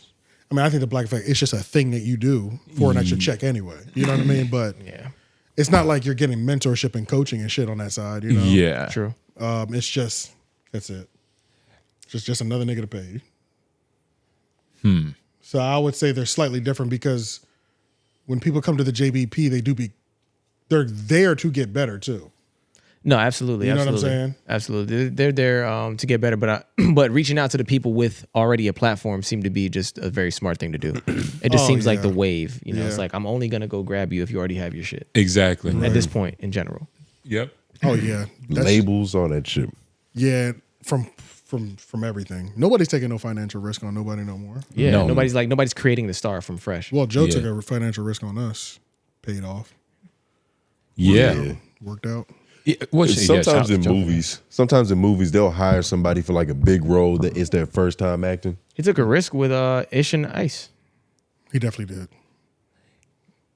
Yeah. Yep. Even if he did build them up, actually, he built up Ish. Ish became a star for sure. He kind of had to though, for because sure. I think it was fresh off of Rory and Maul. Was it fresh? Yeah. Oh yeah, that's the only reason why they're there. Yeah. Those were his last two friends that he could talk to weekly. Exactly. They answer the phone, and that would still be friends after the conversation. Yeah. Yeah. Ish and Ice, nigga. So shout out to them. Shout out to them. They just need to. I still think last resort. Everybody should have their own thing, and I feel like Joe secretly wants that. I think he does too. And I like the think it's question. secret at all. I like the question. Yeah, he's definitely eyeing people with their own backing. Well, with their own movement. With their own movement. And I don't even know if it's tied to just the numbers or the talent, itself. It's the talent. Because Joe Budden doesn't need numbers per se. He can get those himself. It's the talent. It's the talent. It's the talent for sure. But that only comes now. That only comes from doing it. Exactly. Bringing in people that are talented in what they do, Mark Lamar Hill, Mona, they put pressure on people who were just there because for sure they just started podcasting. Yeah. Sure. Exactly. You know what I'm saying? This is what a good podcaster looks like. Yeah. Their style, nobody's ever going to be the same, but this is what a good podcaster look like. Even though, like you said, I will agree, like, Ish did become a star. You know what I mean? Like, he was already an arguing ass nigga if he was your friend anyway. Exactly. But he's definitely learned the on camera, he's definitely learned how to play into the thing. The art of being on the mic and actually giving a good performance. Because it's one thing just to be able to just do it, but you have to be able to sell that shit too and make it entertaining. The funniest thing about him though, I think he just sells it off the back of being honest. Like once he really feels the way about some shit, oh man, he's off. Once he goes up. Yeah, man. Yeah, he has the honest man backing. That's the only type of men that buy those hoodies. That's what gets him in trouble. For sure. Ice gonna pull a take from Twitter, for sure, and make it his own. Yeah. He had a take so good about Aisha Curry. Yeah, that one. That nigga said, who'd you steal that from? Isn't that crazy? He don't even word shit. You can't even have no good. You take us. That was too. You've never been that good. Yeah. Where'd you take that from? That's crazy. That's how they came at him, bro. It's real shit though. Like, that's how they came at him. You don't never have no real take. We don't never know how you feel, and then you got some fly shit to say all of a sudden. You heard it somewhere. Yeah. We know that's not a new Leaf thing. We know you, Ice. Yeah. So why you trying all of a sudden? Yeah. So that shit was hilarious. I think Mona should be there for 10 years and slowly build. I've always liked Mona, but I think that the stuff that she does, I think when Mona's not attached to a large platform, I don't pay attention to her. Even though I've always liked her. When I see her, I'm like, I like Mona. I'm going to watch this. But I'm not like following her stand-up comedy clips if she has any. I haven't seen any. I watch the clips that come up on YouTube for her podcast, but I don't run because a new Mona episode dropped. Yeah. So I think that's what she's going to be able to get from there. And it's only going to be better over the 10 years. She's going to be able to change that like perception. And she doesn't have like a bad like image right now, but it's just like that that superstar perception. It's all marketing. It's all who's in your face every day. I think Breakbeat Media needs to be studied for real, for real. She's going to get a lot more facial recognition now. Breakbeat Media needs to be studied, I think, because they have good deals that niggas are trapped in. It doesn't seem like they're the ones behind making stars, but they've gotten stars. Yeah. Funny Marco, star. I don't believe that they came to him as like, do your show like this. I think he just brought it to them and they funded it. You know what I mean? Like, same with Mona. Mona's a star who's touched other platforms. Get $1 million worth of game, Breakbeat Media, and it's like, but they haven't put her. She hasn't exploded. You know what I mean? Like, yeah. Sounds like they just have money to throw at shit. To where I think she could be. Yeah, that's what I'm saying. Yeah. I think Breakbeat Media is going to be real interesting. I would love to know who. I keep talking about them every week. I got to figure out who owns this shit, who's come through, so aloof, who's been signed. You know what I mean? Like, I think Breakbeat Media got an interesting story. Yeah, nah. Right, criminal past too. Especially the CEO. I think Funny Marco had to pay them niggas something too to get out that deal. Yeah, I do remember hearing that. He tried to start some new shit, announce a new brand. That shit went down quick. Instantly. It was like a week. I was like, yeah. What happened? They shut that nigga up quick. You know what I'm saying? And then all of a sudden he played the background for a couple months. Yeah. Then he slowly started coming back out and it wasn't on breakbeat. I said, yeah, they spanked that nigga. They did something. They're not playing over there either. You know what I'm saying? Like that Mona deal, Joe been trying to get Mona for years. They seem like the type of niggas that's like, Joe's like, I'll pay for the rest of her contract. And they be like, and it's not for sale. Yeah. Like, you know what I'm saying? Like, that's, I'm getting those vibes. Like, they're not playing about that shit, but they're also not making stars, but they also find stars. It's a lot of things. You know what I mean? So they seem petty. Like, nigga, why you want her so bad? Yeah. You gonna pay her a whole contract on? Nigga, we gonna keep her there. Yeah, they're not even like good talents. Yeah, breakbeat needs to be studied. I want Mona to talk about it. I don't know anybody that would talk about it. Yeah. I'm scared, man. Because it doesn't seem like they've really pissed anybody off yet. Like no shady shit has happened in the background to where somebody would go on a whole expose about their experience at breakbeat. Yeah. Well, I don't know. That day comes. I feel like shady things have happened, but they didn't spank niggas into play so quickly. We never saw it. Yeah. That's how it feels to me. I feel like there's some sort of badness going on, but if a nigga try to lash out, they just sit down, nigga. You know what I'm saying? I feel like it's happening so simultaneous that you can't avoid it. Yeah. And we see how you check them niggas. Let me not even get out of the line. Exactly. You know what I'm saying? Like, let me just get away clean. Let me do my time. And business ain't a gangster shit. Yeah, so we're gonna see. Yeah, nah. Sorry. We going to the Breakfast Club next? Let's do it. God, I love Cameron. Yes. So the Breakfast Club that recently had Cameron on in the height of everything that's been going on. They got a couple mutual enemies right now. So the interview was pretty copacetic. Like it was real respectful. It was the kind of respect that Dame wanted for his joint. Yeah. Nobody cut each other off. Everybody listened. It was all smooth. But Cam came in there with straight business and just to clear up all the narratives that's been going on around his name and with especially this beef with Dame.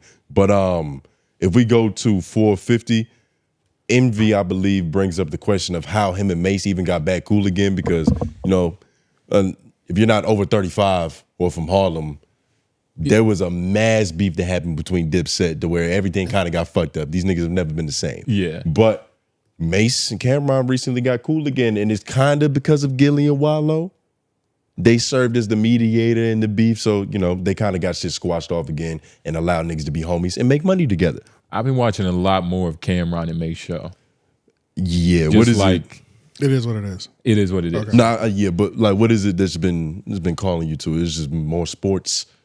Not even. I think in terms of background noise, they're up there for me. Like there's a couple shows that I just like, I love it as background noise. So you like to listen in the, like just the audio of it is enough? Yep, just the audio. Yeah. It's like I'll just hear him in the background. Of course, I'll watch the YouTube video because, you know, that's cool to look at every now and then. Normally, if you hear something that you like, you'll take a peek at it. You feel me? You take a peek at it. But I feel you. Yeah, But it brings and you back in. they're not just sports. They're not just entertainment talk. They have like a couple funny moments and whatnot. But I always like to hear Cameron talk shit. You know, learn from your OGs and shit. Gots to. Learn what's Harlem. But Do you real quick, do you think that tone you're talking about was intentional on the Breakfast Club's part? Like let's really respect Cam in light of Dame? Yes. I think they there's potential for that for sure. I don't think so. I think they're just really good friends with Cameron. Yeah. And it's just their friend coming to see them. That's how that's how it felt to me the whole interview. And there might be an undertone in the room that's like, let's not even try to make this all about him. And, you know, I felt a little bit of that. I watched a little bit of this. I felt a little bit. But this is Cameron speaking on how his beef with Mace got squashed and kind of the origins of it is what it is. Y'all were going back and forth for years, and then Gilly and Wallow, right? Yeah, absolutely. Shout out to Gilly and Wallow. He went on Gilly and Wallow's show to, I guess this artist was saying that Mace was stealing from him or whatever. And when he was up there, he just was like, he basically like shouted me out in a cool way. He's like, because you know he did a diss record and it was kind of it was crazy. The Oracle dissing me. He's like, I didn't really want to do that to Cam. And I was like, But he said in the cool, he's like, Cam's my man. Then I went on Gilly and Wallow, and then we talked, and then when we spoke, and we just kept it moving. But all because of Gilly and Wallow, basically. Click so well. How'd the show come together from there? So the show actually came together. We were supposed to do a tour after we got cool, me, him, and Jada. That didn't work out. And so many people were inviting me to do podcasts. Like, yo, Cam, do a podcast. When you going to do a podcast? And I'm like, I don't really want to talk to niggas for a living. You know what I'm saying? Like, because like I don't want to have to talk to nobody. But I do like sports.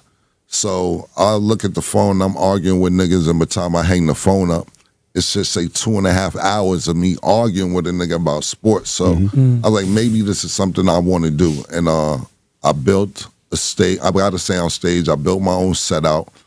And I said, I'm going to do ESPN meets the hood. So that's why we wear suits on the show. But it was a professional setting. And then after that, I invited Mace on the show as a guest. And he's like, Ken, what's going on? And I said, I'm just shooting this shit. I said, I got a budget. I'm going to reach this budget and see if niggas bite, pause.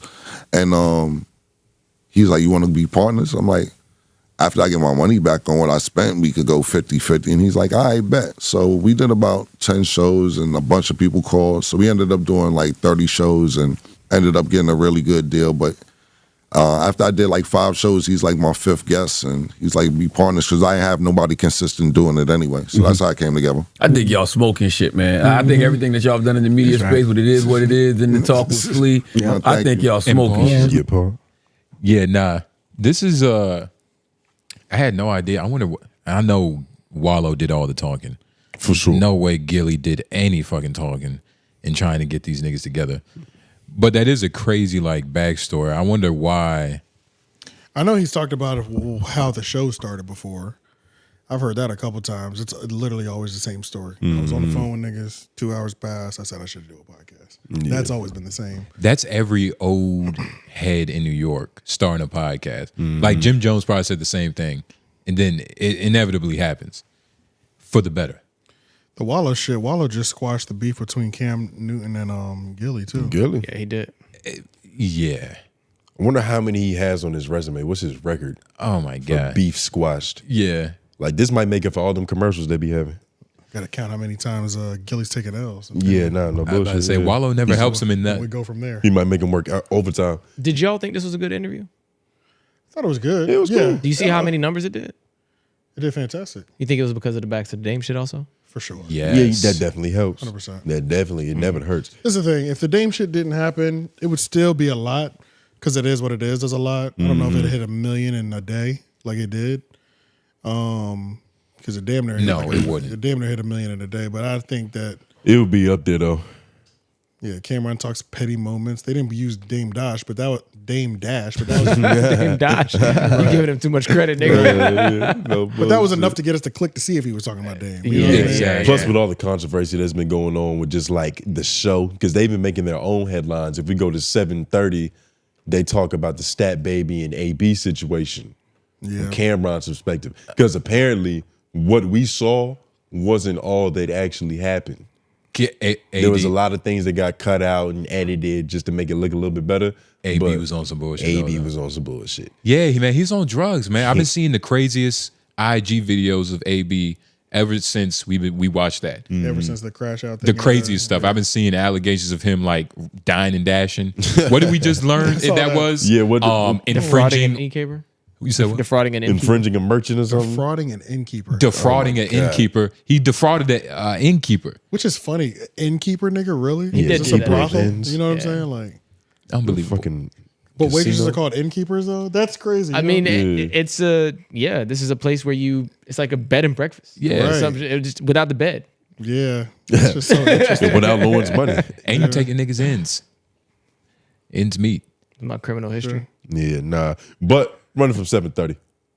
A lot of shit y'all seen music-wise has been since we 21 years old. So. And I also say, you know, But thank you for that. If what you build only benefits you, it's not big enough. I love the way that you've empowered somebody like Treasure. You know what I'm saying? And I know you got like a whole production team there. And she has like a network or something of her own where she can develop content. Well, she has her own show. It's called Check Out the Stat. And whatever she wants to do, she's able to do. We don't hold anybody up. We don't stop nobody from doing what they could do, what they want to do. She's big in the streaming world. You know, I'm not really twitching and all that. Like, she's big with Casanai and her boyfriend's a streamer and everything else, but she just turned 24 years old. So it's really dope to have a dynamic of her being on the show, because we tease her about shit she don't know, and then she'll turn it back on us like, y'all niggas don't know this shit. So it's good, different generations being on the show, but definitely she has a bunch of shit that she has going on, but her show is called Check Out the Stat. In the moment with her, you, and Adrian Bronner that went viral, like we had a conversation about it up here, and when I watched the moment, I was so appreciative of it, and I'm not her, just because I know what it's like to not be able to like kind of say things or whatever. When that went super viral, when people were reacting to it, how did you feel watching it? Because it was a natural thing for you to just do. I don't really watch the shows, to be honest with you. We do them shits 5 days a week, and I keep it moving, so I never watched it. But it's in the moment you're asking, like in the moment. See, a lot of things y'all didn't see. We don't go live. We pre-record. So I stopped the show like 6-7 times and asked them to stop. You know what I'm saying? It wasn't like just once. It was like 6-7 times, because I know Adrian Brown. I have a relationship with him. So I kept asking him to stop, and he was like, "Oh, my bad, bro," and he wouldn't stop. And her boyfriend was there too.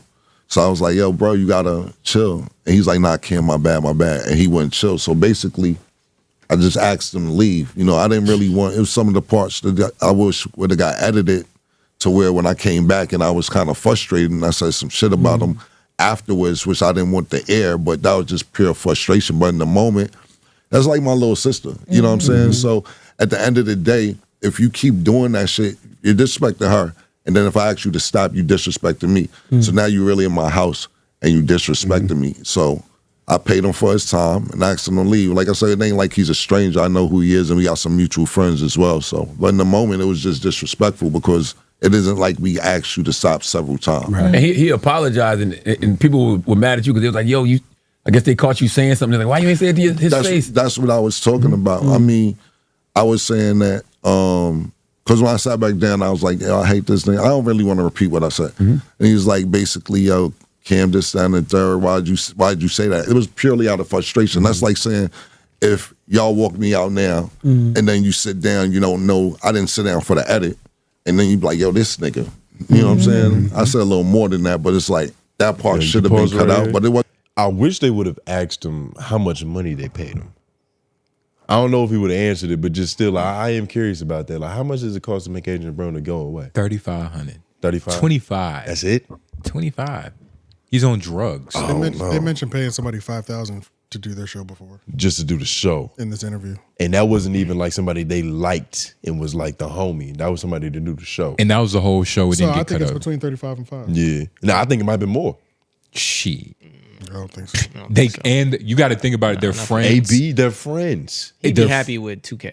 Exactly. Because they're friends. Yeah. And the context is like, nigga, I asked you to stop 6 times, which is crazy. And did you know, isn't Treasure Wilson? Yeah. I never called it Stat Baby. Isn't she dating one of the dudes from A&P?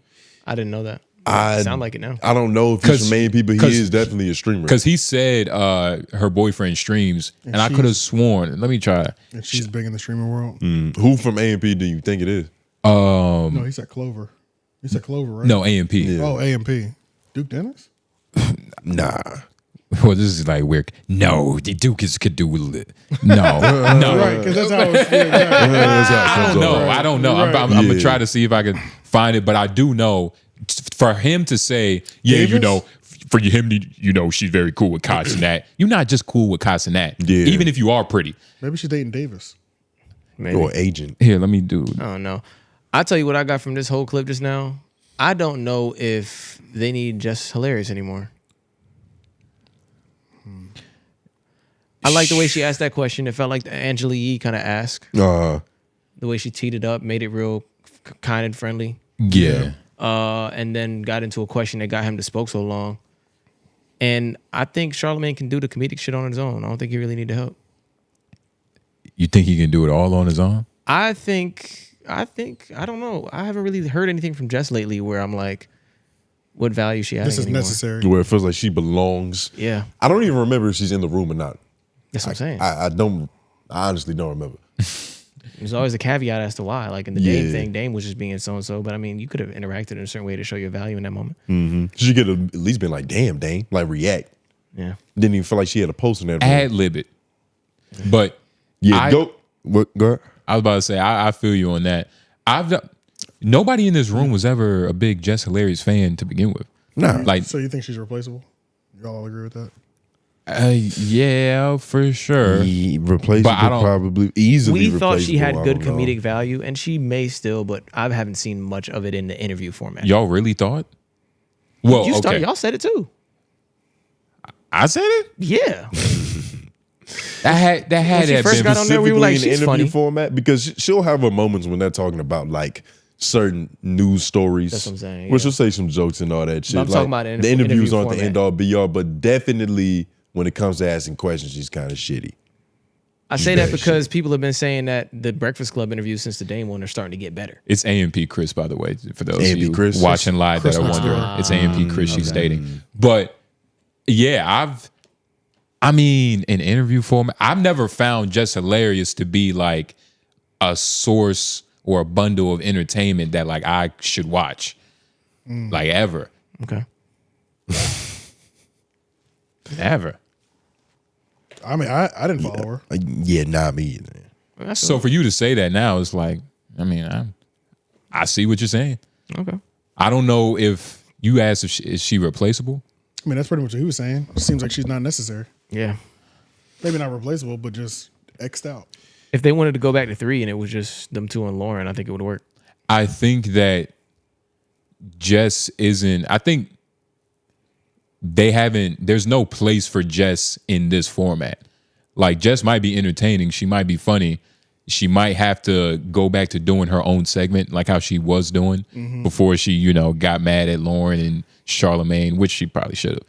But she has to kind of build her way. She did get her plan exposed. You feel me? Niggas act like they didn't have a plan live. So she has to build her way into the show.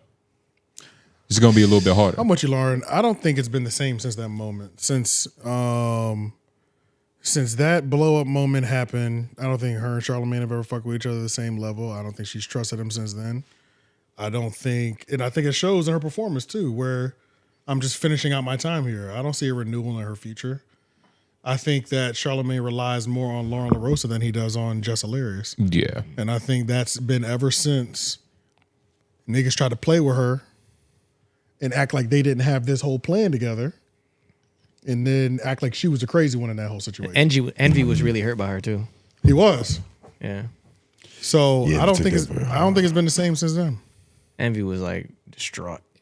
Envy was distraught. Yeah, they had their moments, but sometimes I feel like Jess Hilarious has accepted her role that like trying too hard is a losing strategy, and knowing what her strengths are is just the best route to take. So she's not jumping to ask interview questions because she knows that she's not good at interview questions. Yeah. And that might be cool to survive for the time being, but it all depends on what her goal is. Like, if you're trying to get better at just being a broadcaster, that's a terrible approach. Yeah. Because it's like you're not even trying to experiment to see if you can acquire that skill. For real though. Then it's like, all right, then, what are you here for real? Is it just marketing? Yeah. Like, yeah, I got these tour dates coming up. I'm being DC. It probably was to actually grow a career until, she felt like people were trying to conspire against her. Or trying to set her up. Well, they did. Yeah. Yeah. For the most part. Collusion. A little bit of misunderstanding too in that, but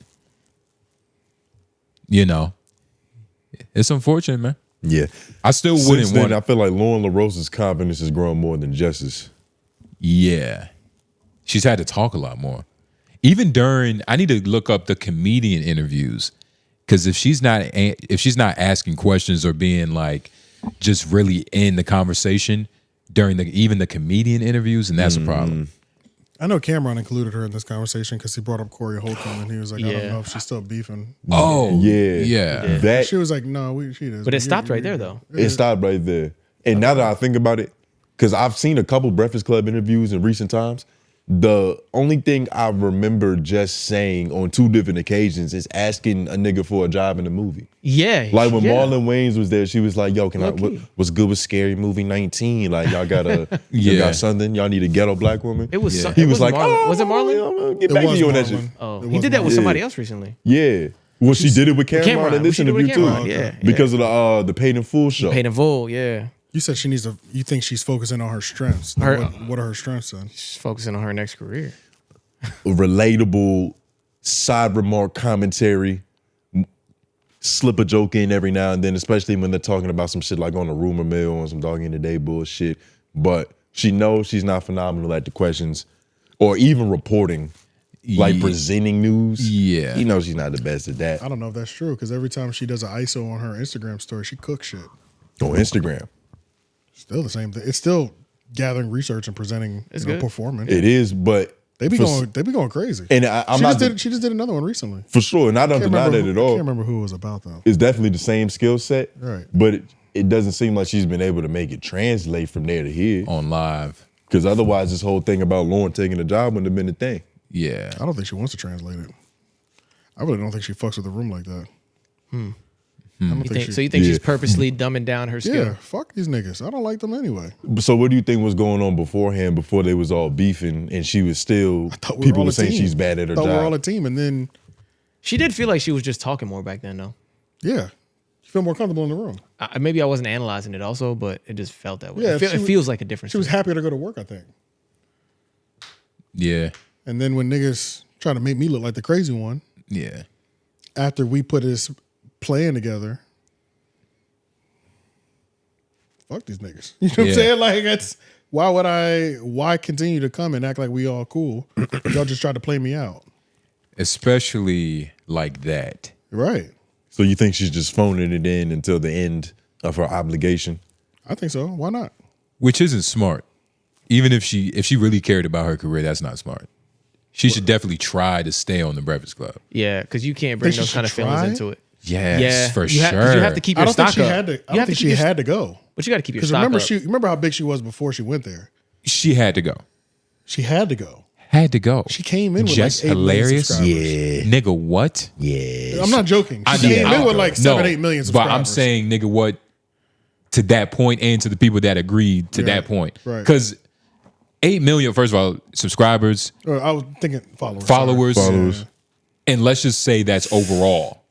That means nothing and everything. Yeah. Because as a comic, who's not necessarily a skit writer or a skit maker. She be on stage. Where? I feel like we go to their Instagram and probably find 5 dates. And you were saying skit, right? Yes. That's different than being on stage. Yeah, but well, he was saying she doesn't have that skill. She doesn't have that skill. Right. So I think he's saying if she had that skill, she'd be in a better position. What are the avenues for her to like get paid? I don't think she's shown me. I haven't been searching. Stand up, nigga. Stand up. Yeah. Social media, Instagram, Flat tummy YouTube. Thank you. Wildin' out. Like the same way she's been making money the last 10, 15 years. Yeah. She's on Wildin' Out. Live. Not anymore because she's on the Breakfast Club. But she was on Wildin' Out for like 10 years. Here's my thing is she needs to stop trying to find gigs and like try to focus on a career. Why? Comedy is a career. Yeah, it's a career. We don't know her for a comedy. You don't. Can we see if she got dates? Can we see if she has dates? Like, go and see if she got like a website where she's posting. And you're right, because I don't know where Charleston White is up at tonight, but I do know he's on the road. So just me not knowing doesn't mean anything. But let's be honest, we wasn't caring about. So she's going to be up on the October 24th. There are 6 pages of dates. October 31st, twice. November 1st, twice. November 14th. She's going to be in Charlotte, nigga, November. Yeah, we can go. Comedy Zone. Definitely got to see that. Can do that. There are 6 pages of dates right here. Probably more than that. If we click on 6, it probably got more. Oh, no, that's it's the final one. It's 6, yeah. Yeah. 31 and events. She's booked all the way out to February 28th. 31 total events. This is just for this year. Well, no, it's going into January. Yeah, it's going into it's going into February, dog. Yeah, it's going into February. Okay. Yeah. That's good. She booked. That's good. She's booked. Booked and busy, man. So what was you saying to get? Yeah, run that back. She's booked and busy. What can I say? I just hope I'm paying for a ticket and not the drink fee. How much are those tickets? Why do y'all think she's not applying herself then? Because I kind of already said what I think. What was that? I think she's accepted her fate and where she is, and she's not necessarily concerned about improving. And that might be because of like the whole I can't trust the room no more thing, or just the overall like, fuck it. I got a good gig. I'm on the Breakfast Club. It's paying me. I got these dates. Let me just live this life. Accepting her fate is just like, what's accept her fate? I'm just gonna phone it in. I'm gonna come. Oh. I'm gonna do what I'm good at. I'm not gonna overextend myself. There's a way to work a job where you're trying to get promoted. Yeah. And there's a way to do it where you're just trying not to get in trouble. Yeah. I think she's on I'm trying just not to get in trouble here. And just ride out the contract. Mm-hmm. And let me Why see. do y'all think that's changed from before when she was applying herself more? I think a lot of it has to do with the audience and the comments reaction too.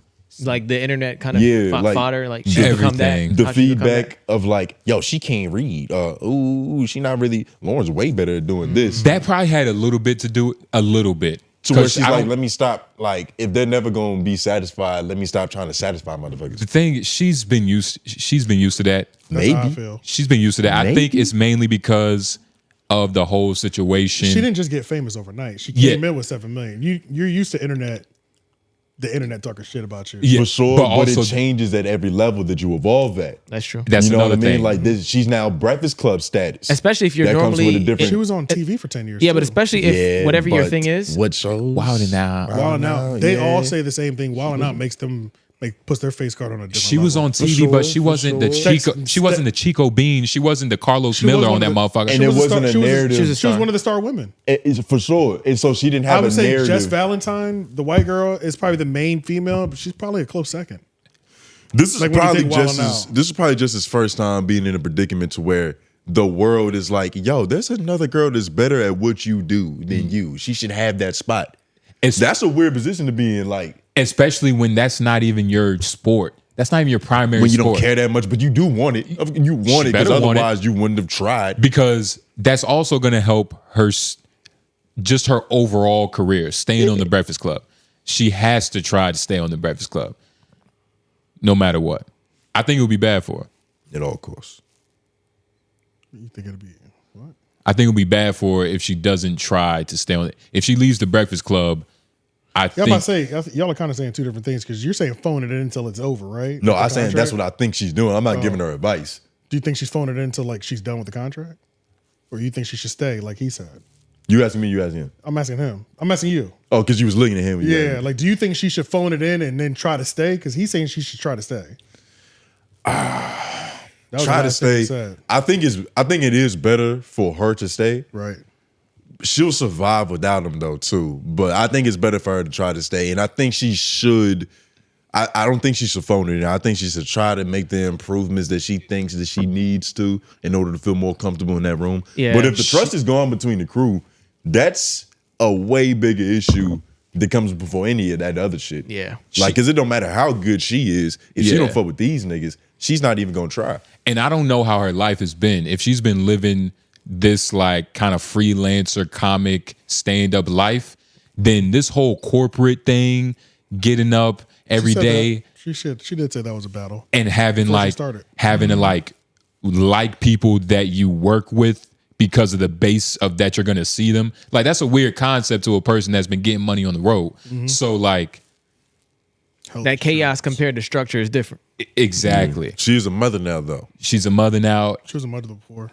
Yeah, she was. Yeah, she was. But just in terms of like where her career is at now, I think it would be a lot worse if she just phoned it in to her contract ended instead of playing the corporate game of like, you know, like you got to just play the game.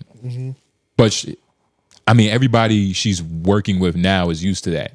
That's the only game they played is the corporate game. Like Jess, for real, is like the biggest outsider. Yeah. Like in that room, like she's the only person there that hasn't had a job. Low key. A real job. think she used to work at the post office before, but that was before she got famous on Vine. That was before. That was a long time ago. So this is a completely different concept for her. Wilding out is a job, though.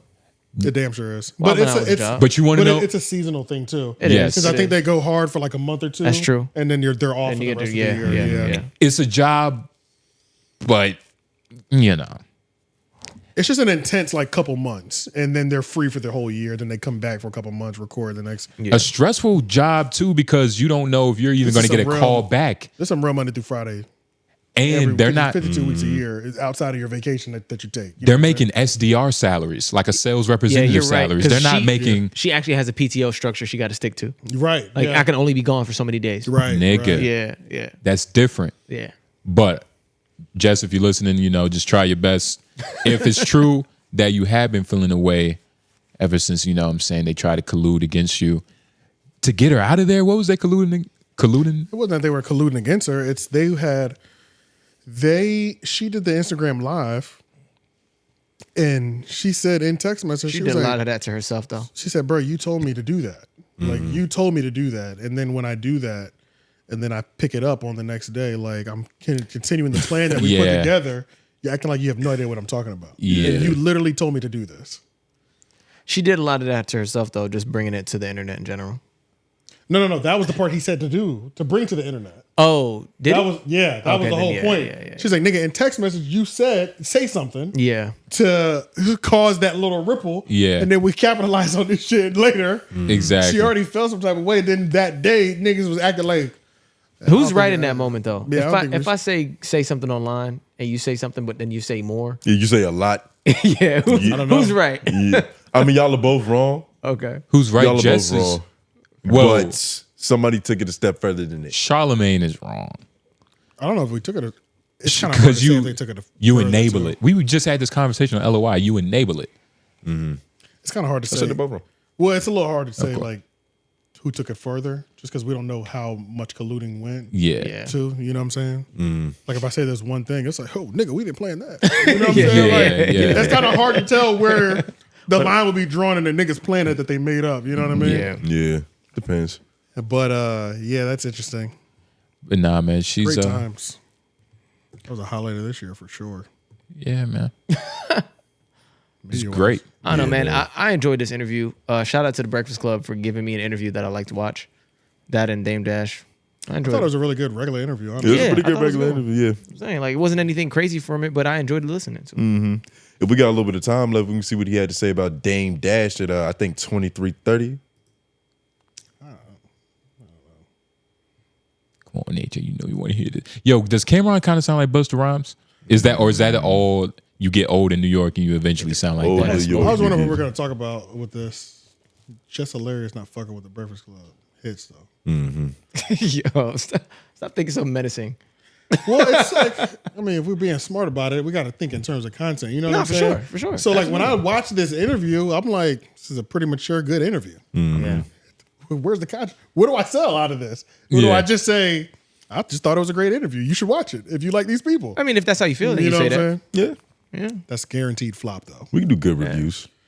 It depends. And, the conversation. We can do some good reviews. Let's do a whole episode of good reviews and see how it does that week. Well, nobody said be that extreme about it. Let's do 2. Or 1. We can do 1. No, I mean, we start the pod off with good watches. Yeah, we don't need to do that. I think we know the context of everything. The views are never that strong on good watches. Yeah, but we still do it, nigga. It's just for us to get warmed up. Yeah. And they know that. It's rare to sell a good watch. Every so often a good watch becomes a good sellable clip. Yeah. Most of the time it's not. Terms of the clips, yeah. Because how the fuck am I supposed to sell a nigga cup stacking? I can't do that. Exactly. You know what I'm saying? Like I can't. There's certain shit that just He not even doing that. That's what I'm saying. There's certain shit that just can't move online. You know what I'm saying? Somebody enjoyed that though. But I enjoyed that moment. I thought it was dumb as shit, but I'm enjoying this. Hey man, that's how it be, man. Nah, that's on it. Let's hear about this, man. Fuck Dame Dash, man. He was a manager or partner with you at one time, right? Dame did a lot for me. You know what I'm saying? Like today's going to be my last day Dame dashing. Us too. Us too. Yeah, because it's annoying. You know what I'm saying? So to be honest with you, when he wins. Pardon me. To be honest with you, I feel like I got set up. It felt like Dame had all these problems with me, and never said it and was looking like a reason to say it. I was in a terrible deal at Epic Records. I grew up with Dame, and Rockefeller was up, and he helped me get out that deal. And then I actually signed me to Rockefeller, then helped me get my group on Rockefeller. Put out a platinum album. The Diplomats was born. It was great, and he did a lot for me. So I always attribute that. Not only I knew niggas since I was like 10, 11 years old. You know what I'm saying? And when Rockefeller fell apart, he's still my man. He's my man last year. You know what I'm saying? He's been my man this whole time. But to me, it's like a setup because no matter what, so publicly I've been giving this man props for 25 years. And it hasn't been a smooth 25 years, but that's always been my friend. I've never ran to the internet and talked about you. Whether we was having good time, bad time, whatever. What I do over the years is take breaks from you. When I say that, it's like, I didn't call him Dane for a minute. I'll call him next year, this, that, and the third. And when he started talking about me on different podcasts, I'm like, bro, what the fuck is this about? But he was saying, Cam is not a man. He ain't calling me this time. Yo, bro, everybody's not built for your personality. I am. I just know how to take breaks from you from time to time because I know your personality. Now I want to deal with it right now. But for him to go to the internet and start talking about me, it was like, really? That's what the fuck we doing? And when I seen that, I was like, this is crazy. He kept doing different interviews. Yo, Cam this, Cam that, Cam this. And I'm like, and then he talked about, the last thing was he said I didn't promote nothing we were supposed to go partners on with Honor Up, the movie, and we did an album with A-Track, and he said I didn't promote it. And I finally gave feedback on why I didn't promote it. I'm like, I didn't want to be in it. You know what I'm saying? No disrespect, but this how it happened. From there, avalanche. He just went crazy. Started going crazy. Cam this, Cam that, Cam this. To even point where it's like, bro, now you stretching the truth. You lying about a few things. But that's where it all started from. For me, dissing Honor Up. But to me, if you wanted just my art or my movies or my music or whatever, cool. You start getting personal and start taking mad personal shit. And I'm like, we know too much about each other to be doing personal shit because this shit could get nasty because I know a lot about you, you know a lot about me, and I'm mad funny. Like, I don't want to ragdoll nigga, my man, on the internet, especially like, I'm not talking about him, but who the fuck is you around to come out with a patch and teeth? Like, you know what I'm saying? Like, I would never let you do that because you my man. I texted him, I'm like, yo, bro, whoever you around. So you can pause. So just in short, Dame Dash is a fucking lunatic, and I think the world has been trying to tell us that everybody that's close around him spent time with the nigga and said the same thing. That's what it boils down to. Amen. Not everybody's built to be around him for long periods of time. He grew up selling drugs in his teens. And he survived going to jail. He was richer than all his parents and teachers. You should be crazy. I mean, based on what it sounds like, I think they'll be good in a year. Think so? He's been on and off friends with him for 20 years. He's used to this.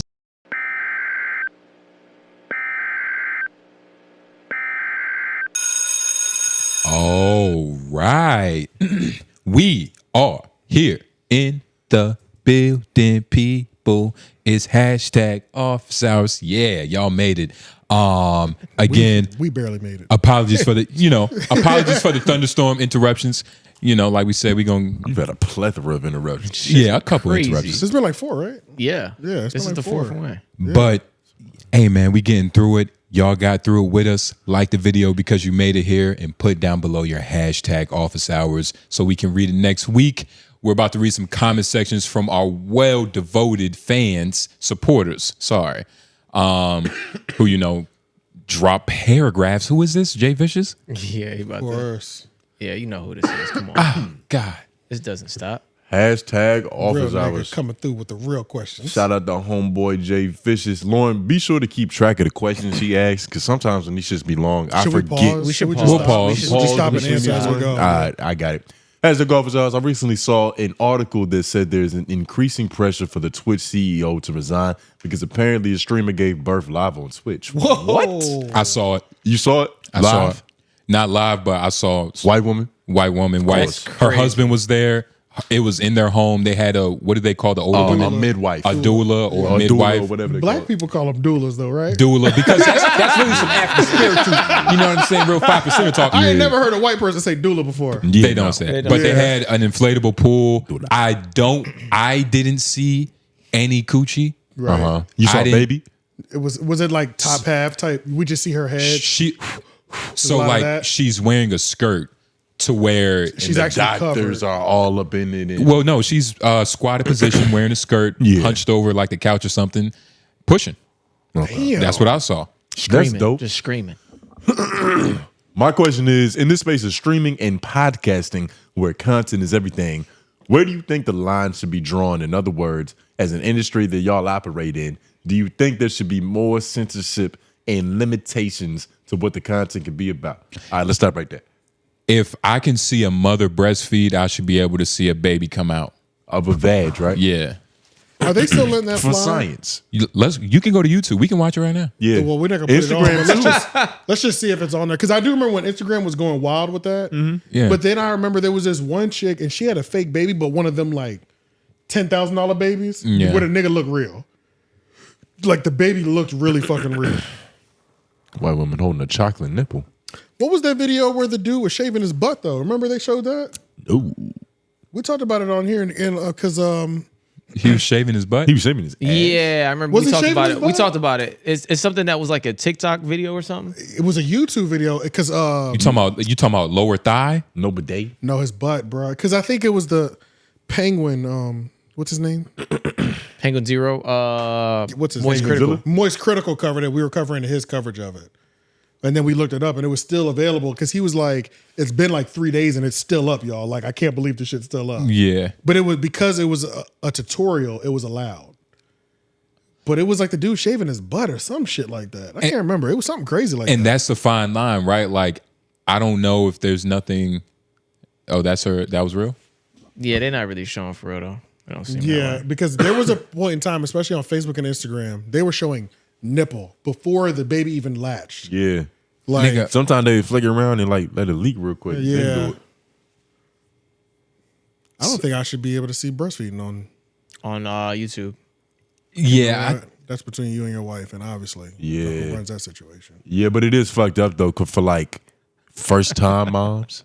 Like, what if they want to YouTube how to do that shit? And they don't have like a real tutorial to actually learn. It's a fine line It's weird between what's educational and what's derogatory, what's creepy, what's taboo. Yeah, because when we see this, we immediately think about all the people who are going to abuse this. Just use it to jerk off and That's get what their it little is. fix Is that really in. a woman But or there's is she people, AI with them big ass titties? There's people who actually need to This know is how to AI. do this shit. That's how they're getting away with it now. and it's really us. We A woman with titties sexual. this big. It's just like that's crazy. Yeah, she is a wet nurse, nigga. You know what I'm saying? Like, Nigga, she's like a you mo- feel safe letting her breastfeed your baby. She's a moo cow, nigga. I feel like my baby gonna get strong fucking with her titties. That's Yeah, it's all kind of HGH in them breasts. Yeah, nah. Vitamin D. Some nice rack though. But there is a fine line, and What should be allowed? I mean, there's obviously a lot of things that shouldn't be allowed. The stuff that they already banned now. Yeah, I think the whole giving birth, especially on Twitch, because Twitch has flexed itself as like, maybe they haven't openly flexed it, but based on what we've seen, Twitch don't play about nothing. You curse too much on Twitch, they get you the fuck up out of there. So like them allowing that is pretty crazy. Like if you had said this was Rumble, then it's like whatever. That's where like the outcasts go and kind of anything goes anyway. So it is more surprising that it's on Twitch. And Twitch is known. I remember there were women body painting themselves on Twitch. Like Twitch has been. They've had some little moments. Twitch has been in the news for like picking and choosing who can say what, who can do what. What's It's that girl's biased as name? fuck. Amaranth. Like And that other one, Pokemon, right? She did some other shit, Pokemon. some Yeah, shit like that. yeah. I didn't think she did sexual content. I thought people sexualized her. I think she did something like one time too, though. I think her nip slipped on accident, but it was genuinely on She, accident. what about like them bubble bath streams and shit like that? When I first heard about Twitch, period, that was like the loophole. It was like if you want to be an OF girl Take and a be bath. be in a jacuzzi. Market yourself this way. Yeah. So that was the only way they would let that fly back then. Yeah. But, yeah, I don't know about now. So should there be a limitation? on censorship, or where do we decide where that line is? There should be a limitation, and I think they have a pretty good line at like the educational purpose. Yeah. For the most part, they get it right. I know with the ass shaving thing, they got it wrong, but for the most part, for some people, I think they get it right. But I don't know if that should be on Twitch. Yeah, it depends on the platform. I think also there's like a certain level in my mind where I'm thinking maybe anything should be allowed to go as long as it's not illegal, right? So that stuff's off the table. Anything should be allowed to be viewed as long as you pay for it. You know what I mean? And everything should have its place. Right. Yeah. So, but like that means that everything can allow shouldn't certain be things like on every platform. But it should be allowed within the context of whatever that platform stands for, I guess. Like I should be able to get a video on how to shave my butt properly on YouTube, but in order to see it and have a full tutorial, I have to pay. Take a picture of your ass. That's fucking crazy. Or you just have to use. Well, I'm at $20 a month right now for my premium. So maybe if I want like HBO level content on there, maybe it's $10 more. But you have to pay to get educational content. Oh, to shave your ass, I'd rather fuck it up. I would rather, you know what I'm saying, and that's the line. Like, well, I'm really just saying like wide open content. I'm just using shaving ass as an example. I know, but it's still. It could get to that level. It could get to that level. Get to that point. Like, why? I don't know, man. I don't It think might you be should good have how to pay. it is, bro. It might be good how it is because we have platforms for everything. Like we can go to Twitter and find all that shit. And a lot of that's true. It's not like we can't get it. Yeah, it's like, but it's not everywhere either. So it's like you can go find it. It shouldn't be, right? Which is why it's like it's kind of good where it's at. And there's going to be things that get through the cracks, but Like for the always. for the most part, like Charlie Kirk's death. Yeah, did not want that to see that. But that shit was on Instagram. Exactly. Oh, I didn't see it on Instagram. I saw it on Instagram. That's where it should have been. That's where it shouldn't have been. The live footage. The fact that it was on Twitter doesn't Yeah. bother me as much as it would on Instagram. Right. That's how I feel. That's okay on Twitter. But the fact that it was on Instagram is crazy. I like it on Instagram though. Because I don't want to always have to run to Twitter to get it. But I think that's where we go for uncensored shit though. You're Like, right though. you know what I mean? Like, especially for some titties or something like that. right, Like, yeah. We shouldn't be able to see anybody's death in general. But the fact that it made it to Instagram. you don't think so? I see people getting robbed on Twitter. I'm okay with that. I don't want to see people dying without me signing up for that. I think it should be without you signing up for it. Right, yeah. So maybe in terms of how the algorithm feeds you things, you shouldn't get graphic material. Like So sensitive. I do think you should be able to see somebody get shot. So that graphic thing that Instagram does, like at least they give you that most times. Did they give you that option? On Twitter, Like- they do. Yeah, like On most of the Twitter time they it's a did. On Twitter sensitive they warning did. that comes Did they give up. you that on Instagram with the Charlie Kirk thing? Yeah. It was like graphic. Do you want to continue? For sure. I think one of our videos got the sensitive thing over it too. Like it's For real? like you What we can kind of. I can't just subject matter, but it's like I think it's like depending on what it's real. It's more sensitive. I'll say that it's definitely more sensitive on what gets the blur on Instagram compared to Twitter. Yeah. Twitter, you got to earn that. But blur. sometimes you got to earn that buff. You gotta for real nigga. though. And then sometimes it depends on you might click on it still because you don't know If it's really what if it's really what it is. because I clicked caption on might it. Be misleading. I've clicked on something and it's like a picture of an anime, like Yeah. it's a Pokemon or something. It's like they thought this was a boob. Like Yeah. Yeah, I thought it was a tit. Damn. Okay. You thought it was too.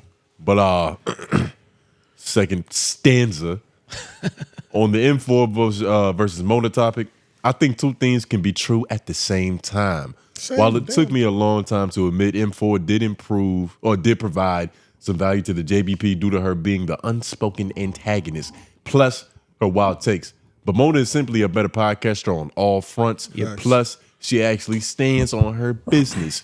Even if she's the only one in the room, plus Mona is actually up there having fun while M4 was raising her blood pressure with each episode. Yeah. What I want to know from y'all is, do you think M4 had a negative rep because she is constantly fighting the fact that she is more of a content creator than a podcaster, as in M4's values come from her natural way of creating controversy versus just giving interesting, thought-provoking opinions? And for negative rep because she is constantly fighting the fact that she is more of a content creator than a podcaster. Yeah. Is that what she's constantly fighting against? That's what he says. That's what his he's saying. It's almost like she's putting up a front, like she's not a podcaster. I think she's just a different type of speaker than the entertaining speaker. Which is what he's saying. That she's more of a short form, like he's saying content creator. Yeah, and that's what I mean by content creator. Like she's probably better. He's probably saying she's better off in quick reels doing some little. Well, I don't know about that. Doing some little side content as opposed to talking for 2 hours and really like pontificating on what she feels about the world. I think her topics aren't as wide, aren't as vast. Like we wouldn't want to hear from her on only certain things. A very small amount of things we want to hear her opinion on. And the things we did want to hear on, she didn't want to talk about. Right. Because it probably had to do with her way of life. And her way of life, which she only wants to talk about on other podcasts. With women. I'm still fighting with the wording of this question, but I do think that it bothers her the way that she's a content creator is who she is. Does that make sense? What do you mean? So what I'm pretty much saying is like she brings herself. The thing that turns you up as a content creator is you being yourself, but it's also the side of the things that you don't want people to dig in on. You know what I'm saying? Yeah. Like me being stupid is going to be the best part about my content creation. Right. But I think I'm offering a higher value than what is actually drawing the eyes in. Yeah. You know what I'm saying? Andrew Schultz. And that's like if she would be more vulnerable and more straight and more raunchy with it type of shit, she would have more like appeal comparatively to what she thinks she needs to do for appeal. Yeah, I'm thinking more of her takes on men versus women and relationship stuff like that. You know what I mean? Yeah. Like she'll die on a hill is like illogical, and it's something that like a lot of guys would jump on, and even some women would jump on. But that's also the things that raise her blood pressure because now you're going against her core values. Yeah. You know what I'm saying? Like you're actually pissing me the fuck off because like I don't know. That's a struggle when like the shit that gets the clicks is the shit that you do naturally. But when you turn it on, we don't give a fuck about it. Yeah. When you turn the content creator on, that is not good content. But when you're yourself, we like that. It's a weird dilemma to be in. It's the curse of bad bitches, man. Yeah, and he's kind of saying that as in M4's value comes from her natural way of creating controversy versus giving interest and provoking thoughts. Yeah, that's pretty much what I was saying. Yeah, and I think it's also her problem is she hates that shit, nigga. I think her biggest problem is what she wants to be perceived as comparatively. Like she can't let go of how she wants people to perceive her. Yeah. Like she thinks she can control that. You know what I'm saying? Somebody who's been in the industry for so long. I hate when you can't control that. Yeah, that's crazy. Nigga, on our level, you can't control what people perceive you as, bro. It is what it is. You can do your best, but you know what I'm saying? Right. That's why you might as well just like be free as you can because it's gonna go a way you don't expect it to go. Right. So just do the honest shit. Once people have their mindset, it's over with. Pretty much. And she wasn't helping sleeping with her coworkers. Come to find out. She really ain't come back after that Mark Lamar Hell bomb drop. Yeah. Well, the Mark Lamar, I don't really count that because it's like, you did that in the past, you know what I'm saying? Well, it's just now. It's the next time she sits on camera. Yeah. She never sat on camera with him after that. Yeah. You know what I'm saying? Because that's the first thing. Damn. Mel worked with two niggas she fucked. Mm-hmm. Yeah. They both smelled it. That's deep, bruh. Oh, damn, there's more. There you go. Lastly, you are spot the fuck on with flipping his asthma attack ass laugh. That's a good way to describe it. Yeah. Asthma attack ass laugh. I don't understand how anyone can articulate what the fuck that man is saying when he is gasping for air like that. Keep putting NC on the map, and I'm still waiting on the field trips to drop where y'all try black owned businesses 1 to 2 times a month. Hashtag 704. Yeah, thanks for reminding us. Yeah, that was an idea we had that was good that we never wrote down. Yes. Yeah, we got and right. We will do that now. Thank you, Jay Vicious. I forgot about that. That's a good one. I don't know why that. Can you do it again? Like now. Do it again now. The impression. No, it hit already. You got to go back. Go back and watch the old episode for everybody else too. You can't do it again? You can. You're a one-trick pony? I'm not a stand-up comedian, and I'm not a fool. But you nobody. You can't throw shillings at me. I mean, but if you tell me to bust, if you was to tell me to bust a rhyme right now, I could probably bust a rhyme. And he'll Bust even a do rhyme that. right now. And I don't even do him first. That's right. No, wait, you only want me to do it because don't tell your mans. You didn't even tell your mans to do that. What you mean? Lauren talking about bust a rhyme. You said it. You said what you would do, so I said do it. Well, he'll bust a rhyme if he busts the impression. I already killed it. Yeah, it's already Do it again. We didn't really get to. I And mean, somebody in the comments, they was like, yo, they didn't even appreciate that shit for real. It's talking about y'all, nigga. We did. What you mean we do it again? Do it again. Do we want to watch it? No, I want to see you do it right now. For what? Because I have to I just want to know. I might have been too out of my mind. Nah, Lord, don't pull shit up. Do it now. Let's pull it up and let's read the comments. Wait, I want to know why you I'm can't dying do to it know now. what that video is. Which one? That one on That's that like what is that on his hand? No, Scary. one over to the left. Oh, this? Yeah, I don't know. Do it, dog. This shit. I'm gonna turn my headphones down on purpose. I don't know what it is. I ain't gonna listen to this shit. That's probably. I'd click it. It's all off. Yeah, I'll leave it up for you. Open the new tab. I got to see what that is. I'll leave it up for you. It was the go to videos.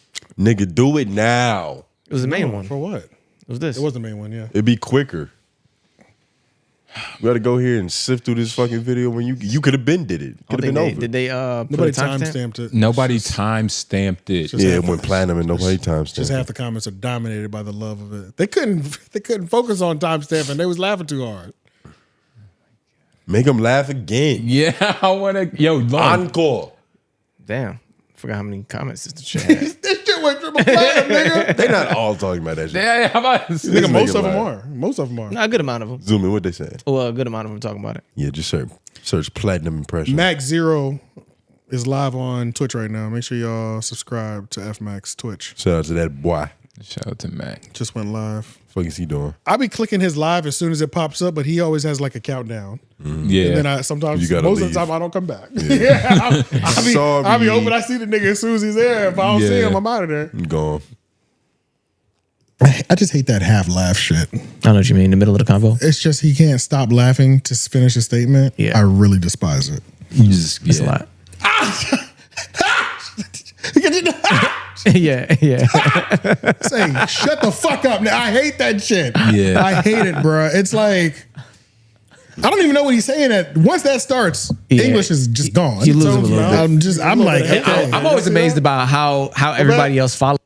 There was a little bit of hate on Tone's. Why are you looking at my mouth? I'm watching reaction. I'm watching y'all not appreciate a good joke. yeah. Say, shut the fuck up. Now, I hate that shit. Yeah. I hate it, bro. It's like, I don't even know what he's saying. Once that starts, English is just gone. You lose him a little bit.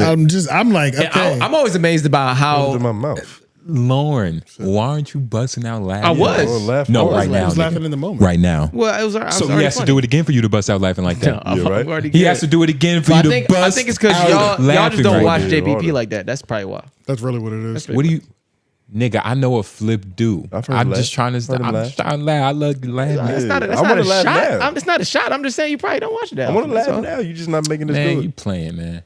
take it as a shot, bro. Talking about some hate. I want to laugh, nigga. I got you. Ah! But I'll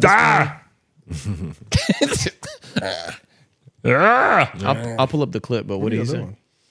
I don't know what's happening right now. I'm doing an impression of you doing an impression. I'm doing an impression of you doing an impression of Flip. Oh, do it. Ah! Ah! No, nigga. Where's yours at, Tom? That's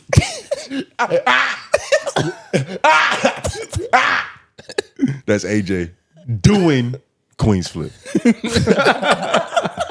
That's not even our Queen's Flip impression. Yeah, that's our AJ doing doing Queen's Flip. What's your Queen's Flip? You got to go to the Patreon for Queen's. It's not on $5. Patreon. It's not on Patreon. Cut that, $5. It's not on Patreon. cut that out. We can do it right now. Do it. Throw it in. Do it. Throw it in the Patreon. I will. I'll do whatever you do. I need to remember, like, I need inspiration because you mastered it. That's what I'm saying. You mastered it. It's really yours. So I'm really just trying to learn from that precedent you set. No, I'm good. See? And you don't even want to share the Leroy. sauce. Hashtag office hours. I asked over a year if M4 is really the best the JPB could get. What? What's that link? JBP, sorry. And guess now we've got the answer. I was wondering if you had any intentions to do re-uploads like Vlad does, rewinds, when topics develop or resurface. Funny you asked that. Honestly, yes. And I don't know, you putting this example, wow, that's crazy. The screenshot brought you to it? I'm trying to figure that out. Yeah. Yeah, did it activate that hyperlink? I clicked it, but it was a straight YouTube. It didn't do the whole thing. It didn't catch the bottom half. Yeah, it didn't catch the bottom half. That worked though. That was interesting. Yeah. I'm kind of glad you did this because it made me think, okay, maybe when I do topics, I should archive them in a place I should just go on our YouTube catalog, search those people's names and see what the fuck we've said about them. And if it is something, re-upload it. Yeah. So that it's coming out with the new clip. Yeah. You know what I'm saying? If we do the archive, that's like it's a little bit heavy on the work, but it depends. It's a great idea though. Thank you. Shout out to you, Leroy. Yes. Are we gonna listen to this? Good thinking, boy. Maybe a little bit. I did enjoy it. I've been watching our old episodes a lot recently. I was telling Lauren that earlier in the week. See what we talk about. Hashtag office hours. Is there really no other woman better than Melissa Ford available for the same price on the JP podcast? Her voice seems worthless at this point on the JB podcast. She doesn't seem to have the confidence to stand on anything. She often answers questions directed at her with questions directed at others. To be honest, she just ain't entertaining, like at all. And I'm a little tired of Joe having to consistently highlight the desire for the female perspective, which isn't being provided. Your episode with Ole, shout out to her, was great. She's a beautiful, bright black woman that I think he means slipped right into the show with what appeared to be great chemistry. With talent like that out here, is Melissa Ford really the best Joe can get? I mean, of course not. It's only a couple people like Ole in the world with those. Yeah, that's right. With that intelligence. Ole's She's a world record holder. Yeah, Ole's already a unicorn, so it's not a great comparison. This is a thing. I think you don't like Melissa Ford a lot. You know what I'm saying? This nigga hates because I feel like Melissa Ford's done better than. Yeah, because there's no point. We'll just link it in the description. He linked it already. He did. Look at that old set, man. Yeah, I was about to say. Look how far we've come. Yep. Yeah. Now that couch is over there. Yeah, now that couch the is camera over even looks there. better because the lighting is better. Yep. Damn. That shit is crazy. About to say, man, you slim down. Go back to the full screen. You said me? Yeah. No, it's going the opposite way. You was getting bigger? I've gotten bigger since then. No, for real? Yeah, for sure. Look how blown out the whites were. Yeah. Oh my God, I used to hate that. Look how bright his shirt is in the wall. It's like I just couldn't win that battle. Mm-hmm. You're going to have trouble with this episode. What you mean? Tone's yellow was blinging. It was? Oh, shit. Bling, bling, nigga. It'll be all right. I'm just like looking at the old shit. Sorry. I ain't good. Reminiscing, man. Shout out the old content, man. That's how we started, man. Go do your research. That's shit that put us on right there. Raphael Jones, 2039. Shout out to you, nigga. Hashtag office hours. AJ is bugging. Mel is 10 times better fit than Mona.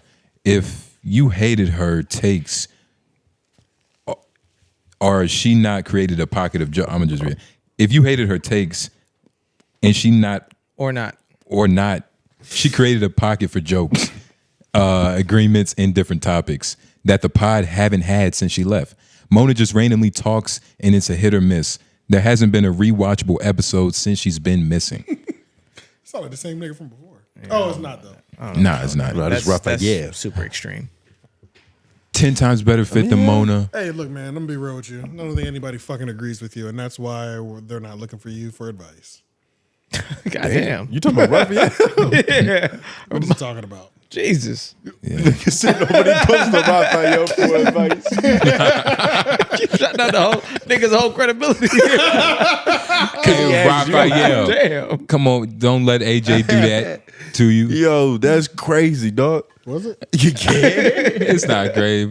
I thought you was talking about Mona at first. I was like, why you going at Raphael? I've said a lot worse to people that comment hashtag Wild Wise. Yeah, you for sure. But I mean, he's comparing Mona's chemistry in the first couple of weeks to what Mel did for like forever, which is stupid.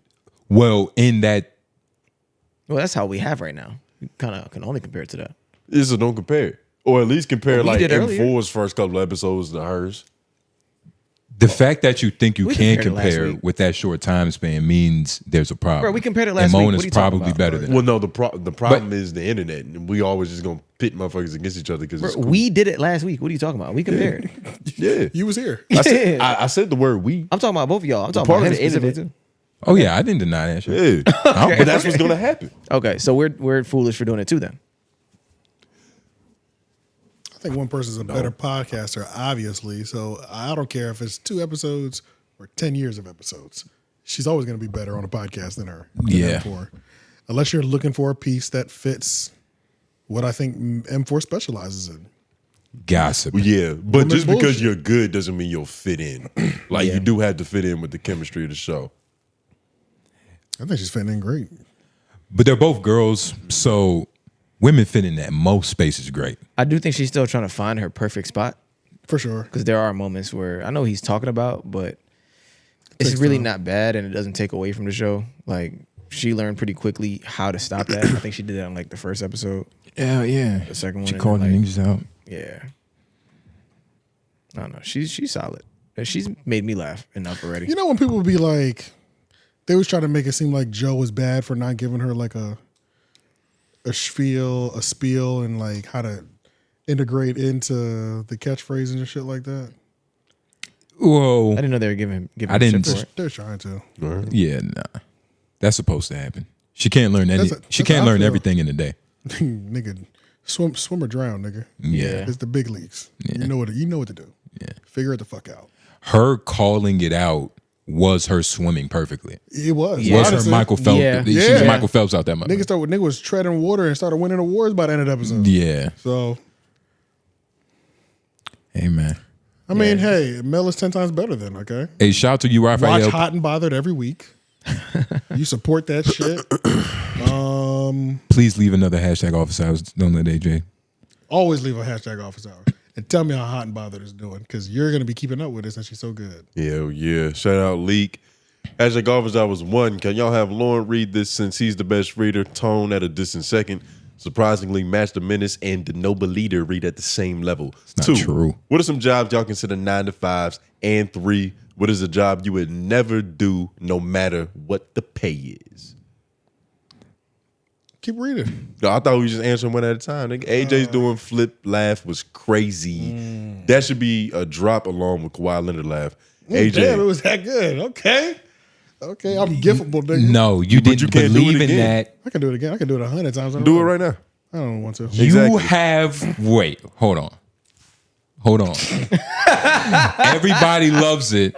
The crowd loves it. The people watching right now live is why they loving it. They like laughing and like, yo, AJ, do it again. Do it again. Come on. They don't know.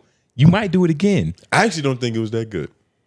She was kind of ass. But we know that. You didn't laugh. You didn't make any reaction when I did it. So we know. They know that. I'm trying to question why I didn't react and to see if I can pull something from it. I think it's your now fault. I live. think the answer's simple. You don't watch the Jill Budden podcast, so you don't even know what I was referring Nah, to. but we've No, heard we- Flip I laugh know, 1,000 I watched times. it We know, for yeah. Like even That when you did specifically? it, even when you did it, I was like, yeah, like that's how he laughed. We know that. But you could do better. But I just need to hear it again because I need to see where you're coming from in the creative, artistic He expression. can't do it again. That shit I was can a do it fluke. again. That was a one-time thing. Oh, I'm not a Don't fan. even listen to that I'm because really he's like not going to that. do it again. You're not going to do it again, right? No, you're right. I'm not going to do it again. So he but I can't. could if I wanted to. You can't. He Perfectly could too. if he wanted to. can't. Perfectly too. But that's the thing with gifts and great moments. The nigga doesn't come back the next episode and keep repeating it. You have the one that you pull from time, and that's it. You'll never do that again. I don't you have can't. to do it again. I did it perfect already. That's What the if whole- Joe Budden called you right now? Was like, yo, I got Flip right here. Do the laugh. No, I'd send Flip the clip because I'm not no fucking. You fucking lying. You would jump for Joe. You would jump for Joe. lying, You would dog. jump for Joe. First of all, he already saw it. You would He jump already for Joe. saw it. You the think next so? time, of course, What the do you next time I would actually do it, that would make sense. If I was up there doing an episode and Flip was there and he started doing it, then I'd pick it up. You'll never do it again because you can't. You're not capable. You got lucky. Extremely capable. I didn't get lucky at all. So I saw. I really like that. Sorry. You know what I'm saying? The I really stars like align. that. I really like that. Do it again. All right. Y'all gonna answer these questions, man? He can't. All jobs. Wait, no. What do you? Bro, there's a lot of 9-to-5s. I mean, I was about to say. Yeah. Call center, McDonald's, Burger King, Food Impressionist. Line. What do they call them? Secretaries. Yeah, you just got to name the industries and mechanics. not the. Yeah, you know what I'm saying. Everybody with everybody who has a W-2 and gets a paycheck. Yeah, that's a 9. If you okay, that's the easiest way. If you get a W-2, that's a paycheck. That's a 9-to-5. Yeah. If you go in at 9, get off at 5. Even if it's 2 to 11, you get a W-2, that's a paycheck. Especially if you get health insurance, it's definitely a 9-to-5. Full time, which is you only get it full time. So yeah. Yeah, and a 9-to-5 is just full time. So I guess it could be anything you put 40 hours a week into. What's it? 32 hours more or more? Yeah, it is 32 hours. It's actually not 40. Yeah, 32 or more. What is a job you would never do no matter what the pay is? I would never deliver a package ever again. Really? That shit is dead. Yeah, I don't know if I would do This shit is FedEx delivery. Yeah. Damn, for real? It was that bad to y'all? Yeah, I just don't. I would never work in And retail. I did it for like a year and some change. I did it for a week. I never work at a clothing store. I'll put it that way. That's better. I would never do it again. I worked at Foot Locker, but when I did have to fold the clothes, that shit was fucking terrible. Yeah, I'm not doing that shit. Like most of the time it's sneakers, so it's going to the bag, pull it. It's not nearly as bad as just all day fixing shit that niggas done fucked up. I'm not You know what I'm doing saying? that Like, yo, when I be at Costco and I see them, there's just like 4 women in there folding clothes all day, as me included. Flipping piles over, like looking for. I try to do it as because your nice size as you is can, all but the way in the middle it's somewhere. only so much you could do, bro, before Yeah, you see start how fucking big it shit is. up. I don't know, man, because no matter what the money, niggas can endure a lot of jobs. There's not that many bad jobs. Sewer cleaner. I wouldn't want to clean sewers. But what if it's $500,000 a year? I'd be off YouTube, nigga. Fuck all this shit. Nigga, I clean gutters, nigga. I might, you know what I'm saying? Like, Gutters is different. well, sewers, whatever you said. Sewers. I wade in shit all day. You think you built for that? For $500,000 a year? You goddamn right. Give me some boots that come up to give me those now, overalls. Lauren, real the quick. overalls that come up here, the rubber overalls. Yeah, I'll do it. Let's look at notorious this shit. Let's look up the Maybe we just need salary. to Google the worst jobs. Well, money's not an option. No matter what the pay, money's not an option. Oh, no matter what the pay. Oh yeah, no matter what the pay. So we're talking about. But it's a job you would never do again. I'm trying to think of a job that I probably would never fold clothes again, even if you paid me $1 million to do it. I couldn't do it daily. Word? I don't think I could do it. It fold clothes? It had to be something I'm like ethically against, maybe. $1 million a day? I do it. I do. I'm the one. I do laundry at the crib. Like it's fine for my shit. I don't know if I could fuck with that, bro. I don't like that environment. No. Lauren It's is not so even masculine. that. It's not even that. It's the fucking. Maybe riding roller coasters, like testing roller coasters. I did not fuck with roller coasters. Well, you can't do that all day. That'll fuck you up. I think so. All day, every day? Yeah. My nerves. Your brain be eventually gonna be I don't weird. fuck with roller coasters. My nerves be shot, nigga. I'm done. I'm just getting dollars. I'm done for the rest of my life. Yeah, I'm good. What are you more scared of, roller coasters or that flip impression? Neither. Oh, roller coasters for sure. I'm terrified of roller coasters. I fucking hate them. I can see it. I won't do it, bro. I will not get on a roller coaster ever again for the rest of my life. It's over with. Horrible jobs that pay well. What if you had to do the flip impersonation right now to never ride a roller coaster again? For $1 million. Oh well, I already don't ride roller coasters, so the flipping person isn't blocking me. Okay. Yeah, So you would do I it. just wanted to. Okay. This is horrible jobs that pay well. Minute video, short. Yeah. Yeah, let's just see. Here are some horrible jobs that pay really good money, so you might want to be one of these. So animal breeding technicians, which are responsible for extracting semen from farm animals, make Okay, that's $70,000 per year. $70,000. While on the flip side, artificial insemination technicians, which manually help animals reproduce by going shoulder deep inserting the sperm, make about the same. Sewer inspectors who go into waste-filled tunnels, crime scene cleaners who are responsible for cleaning up blood and other bodily fluids, and porta-potty cleaners all make $75,000 per year. Poultry specialists, which basically sort baby chicks by gender by squeezing their butts, make up to $80,000 per year, while odor specialists who smell people's bodies all day can make up to $85,000. Human embalmers can make nearly $90,000 for draining blood, filling veins with different fluids, and prepping human bodies, while hazmat divers who dive into nuclear waste tanks and chemical That sludge shit's can make crazy over right there. $150,000 per year. But finally, the highest paying horrible job has to be the Alaskan king crab fisherman, which is the deadliest job on earth, and it pays its average workers nearly $200,000, but requires 20-hour shifts, freezing waters, and absolutely terrible conditions. I'm good. Here's some They be dying on them fucking boats. Yeah, too. they be dying on them shit. You don't even be cashing in them $200,000. Remember that nigga That's we a worked tree? with up in there? That's when you said it went there, tree, right? Yeah. I don't blame him. Yeah. I don't blame him because of his position in life. He said, look, man, they'll pay for me to go to Alaska to work. I can make $150,000 a year right now. Going to do it. Legal. I said, bro, do it, bro. I get you. Like he has nothing here. There's nothing for you here, my nigga. He was at a bad spot. Do it. That's it. In Alaska doing what? I don't know. Crabbing. Oh, literally that? Yeah. Did he survive? He came back? No idea. I don't know. No.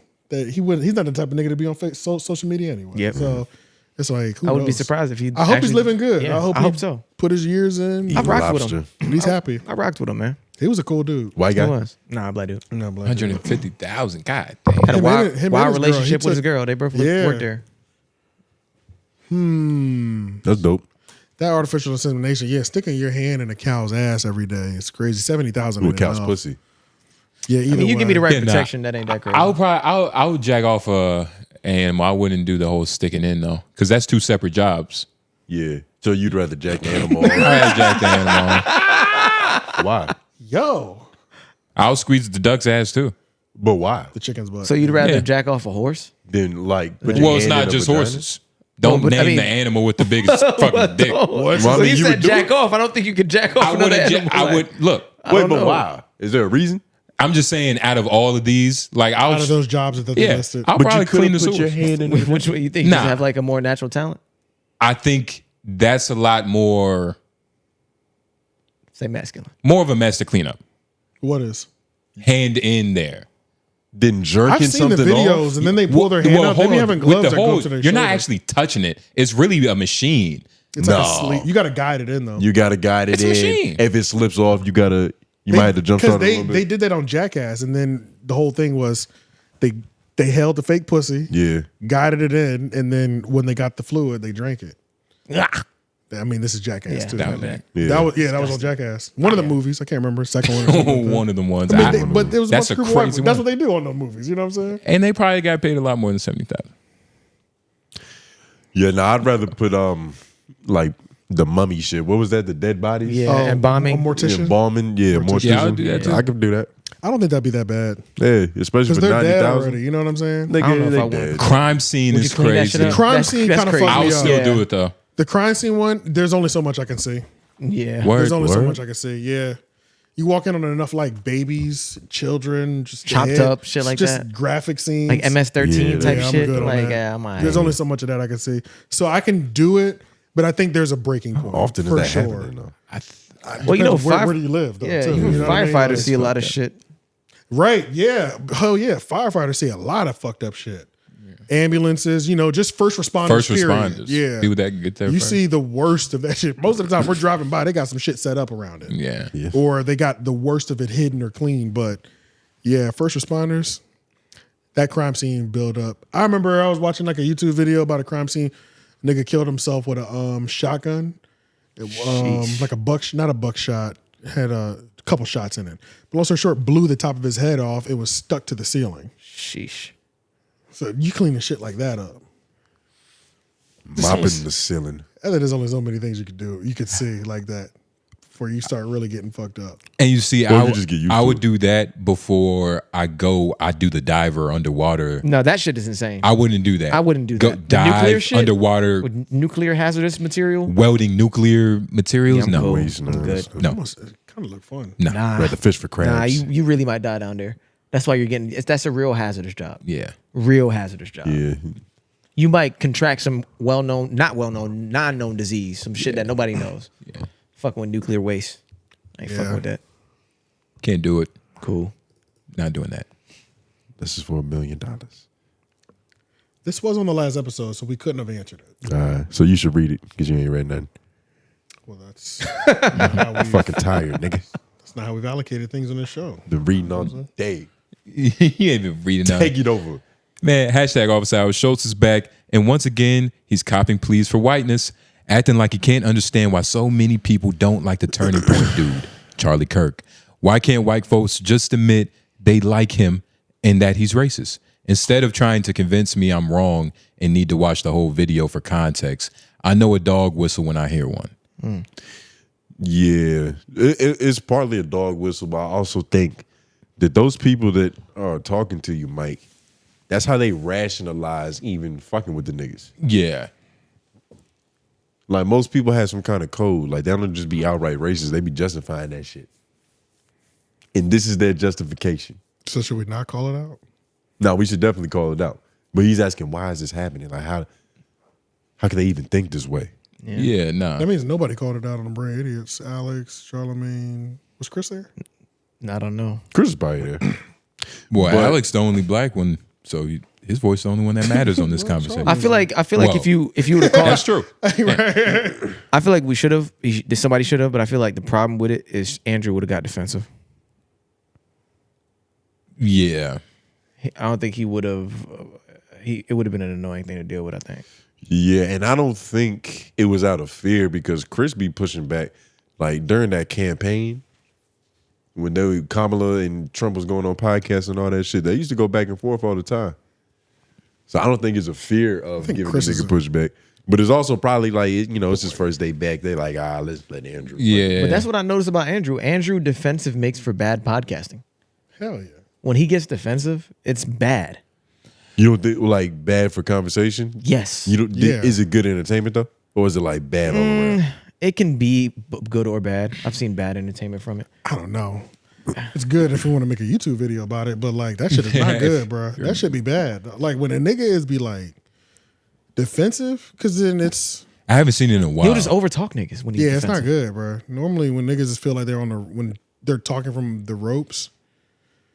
I mean, it's good bad. You know what I'm saying? It's like good bad. Like yeah. It's not good. They're gonna hate this episode forever. They'll never rewatch it, but I might watch it. And other people might rewatch it just because it's like, we're seeing how he is when he's like this. You know what I'm saying? Like, I don't know. Yeah. Yeah, being defensive in general, I think it does normally contribute to bad podcasting. Because you lose all rationale, right? When you're being defensive? Yeah, it depends on your level of defense. Yeah. Like, it's different ways of... Most people aren't. So I'm saying it depends on the person, but for Schultz, he definitely wild out. Because when you say I'm being defensive, normally that means emotion is already cracked, right? Kinda, like we're past having a argument or like a civil or if it gets emotional because no, not necessarily. Like defending you can be defensive your point and still not emotionally out of control. Yes, because there's a fine line between defending your point and being defensive. You can exactly. Yes, you can defend your point. I'm thinking the emotional version. Yeah. We normally call the emotional thing defensive. Once it gets past what your point is, and it's just like how you feel about what's going on, like that's what's really on the line. That's really what I'm thinking about. But maybe it's because it feels like it switches to that pretty quickly. It can. Yeah, that's why it's a fine line. Like. Because you start off defending your point. You're being but then it gets emotional. Exactly. And then shit goes left and niggas is just like, fuck. You know what I'm saying? Let's like it goes, take that out. Yeah, it goes left really quick. But yeah, that's what happens, man. Niggas ain't finna push back against Andrew Schultz on the Brain Idiots, man. It is what it is. Yeah. Yeah. Because, I mean, we shouldn't. I think it's coming. From who? I don't think we should. Personally, I don't think we should. I think Chris might start it. I think Chris. Yeah. I think Chris might start it. Charlotte's probably going to agree with Chris, so he's going to like come in and play that field. Yeah. But I think it's coming soon because Andrew comes around on like the State of the Union and like how he kind of regrets voting for Trump, but then every now and then some shit will happen to where it's just like you could tell he's still defending that shit. Yeah. Well, Charlie Kirk shit was a perfect situation. Oh, Charlie Kirk. I thought you said Charlotte Kirk. I was like, whoa, what variation was that? Yeah. Charlie Kirk. What? But yeah, the Charlie Kirk situation was a perfect example because it's like he came back from being on break immediately on some bullshit. Yeah. We didn't really talk about it like that though. I was upset. I was upset with us. When I found that video of the nigga with the fucking Muslim hat on. Oh yeah. I was hot. I was mad. I'm not gonna lie. I was like, how the fuck did we not talk about this shit? Who? Schultz. Schultz with the fucking Muslim back thing in the that day. I sent on. Back in the day, yeah. Yeah, when he I put in the chat. group chat. Yeah. When they were shitting on Saudi. I was like we mentioned, they brought it up and graced over it. Oh, this is the subject. Like this nigga was on a whole Saudi Arabia rant with the fucking thing on. I was like, and they graced over that. Now, like Bill Burr too? I heard y'all say it, but I'm like, I didn't watch it, so I don't know. I don't know. You know what I'm saying? Yeah. I don't know why that's important or not. And then when I opened Reddit, I'm like, what the fuck? No, nigga, that shit is a big deal. Yeah, that's why I'm mad. We didn't talk about it like in that context. Yeah. Oh yeah. We just skipped over it. Like, they graced over I tried. I brought it up. Hell no. Yeah. That shit was crazy. Nah, it's different from a nigga gracing over it and a nigga putting a Muslim garb on and clowning you for 2 hours. Yeah, that's crazy. That's extreme. That's extreme. That he was on the fucking edge, bro. That shit was wild. He was and young the same back shit then. with Bill Burr, because Bill Burr had criticized some other celebrity who went over there and performed directly for the princes and all that shit. And he was like, man, y'all don't have enough money. You're gonna take blood money. Yeah, and he did the same thing from the same people. Yeah, nah, We got Bill something on Burr's these niggas. Yeah, Bill Burr been on straight bullshit since he got back.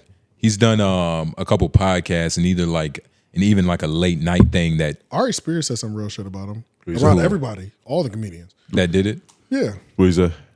He said, I'm glad y'all are, acting like y'all are mad and fake woke now because enough of y'all canceled that they called me in. I took my happy ass over there and performed. Yeah.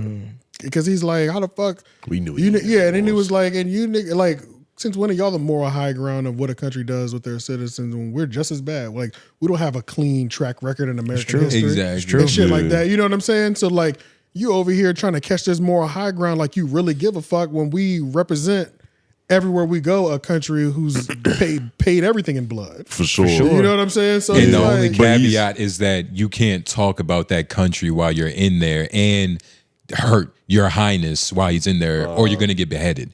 In America, they talk about like they use political undertone in their comedy because it's America, but they're not doing that over there. Nobody did that. Yeah. There's literally no article that came out about like this comedian got in trouble. turned the tables, almost got killed because he said a joke about the fucking king. And what Ari Spears is saying is correct. Only problem is some of these specific comedians came out and judged other niggas for doing the same thing, and now they're doing it. So if they didn't open their mouths beforehand, I'm pretty sure nobody would really have an issue with it. But if you take that stance and then you do the same thing you criticize somebody for, it's like, nigga, what the fuck was you talking about then back in the day? That's why nobody's really mad at Kevin Hart. Because he's never stood for anything. Yeah, pretty much. So, but Bill Burr, Dave Chappelle, these really are surprised guys. that Dave said it. I feel like it sounded like they got something on niggas, honestly.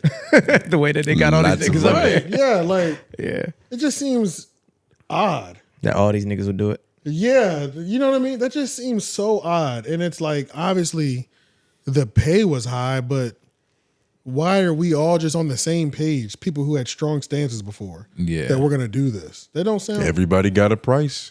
Everybody got a price, bro. It feels like more than that, though. Yeah. I feel like Dave Chappelle walked away from 20 million. Like 50. Yeah, Dave Chappelle has already proved to us that he doesn't have a price. You know what I'm saying? So that's why it feels like it's got to be something deeper than that. Like I'll blow your house up or some shit. I don't fucking know. You know what I'm saying? But something, nigga, like, you know what I mean? We're talking about people with a track record who have walked away from multiple M's. So, tens of millions. That's context. That's a different, because that M's was attached to like your soul. And working 24 hours a day. And working 24 hours a day at a job that you was kind of already not really feeling anyway.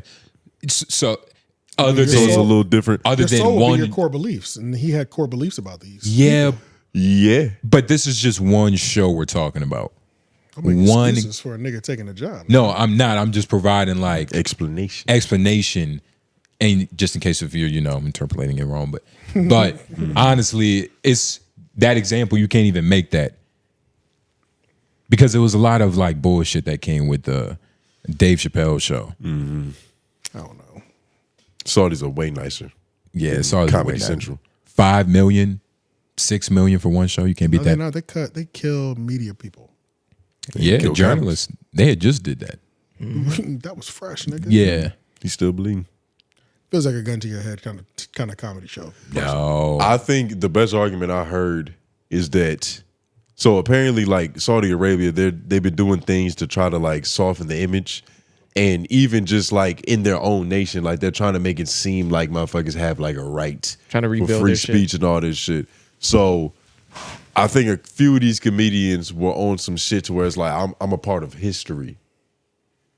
To where I'm going over and Sounds it's like a like this is nasty like justification to this is me. like a moment in time to where free speech is finally like coming out over here and I can help usher that shit in. Yeah. I forgot who I heard saying that shit. It was one of them niggas. I think it might have been Bill Burr. Yes, it was. I think it was Bill Burr who was saying Yeah, that. yes, it was Bill Burr. That's a nasty explanation. Make yourself the hero. Yeah, I don't like that. Best explanation you could. That's what you have to do, man. When you make 1.5 million just for one night. Could be honest, but that's really hard.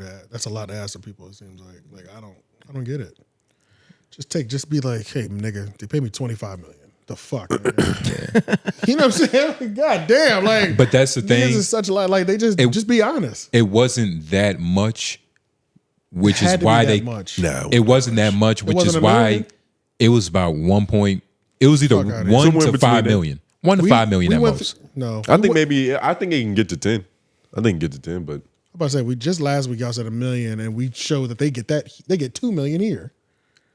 So you don't go against your core beliefs for the same price you get here. We can look up Tim Dillon talking about what niggas was getting paid. Because he wasn't saying that they was getting up in that 15, 20, $25 million range. They probably, I don't know.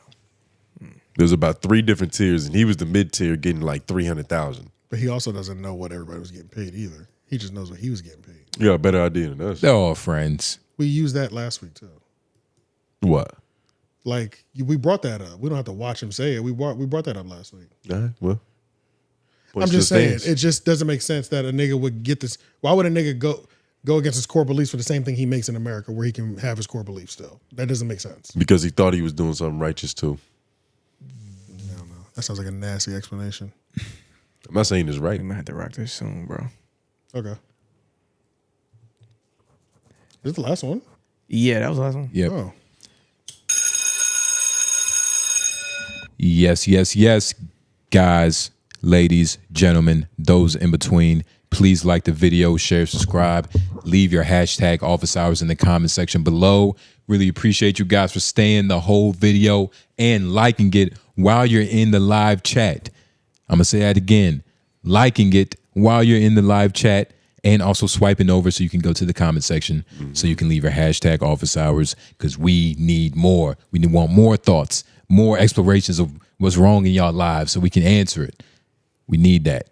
Love y'all. And check out the $5 Patreon. And we're trying to get LOI to 500 subscribers by next week. So please do that. LOI the show. 500 subscribers by next week. Yeah. We'll do it. Shabba boo boom. J Nobles. AJ the Menace. White man on the boards. Yeah. Oh, we're out.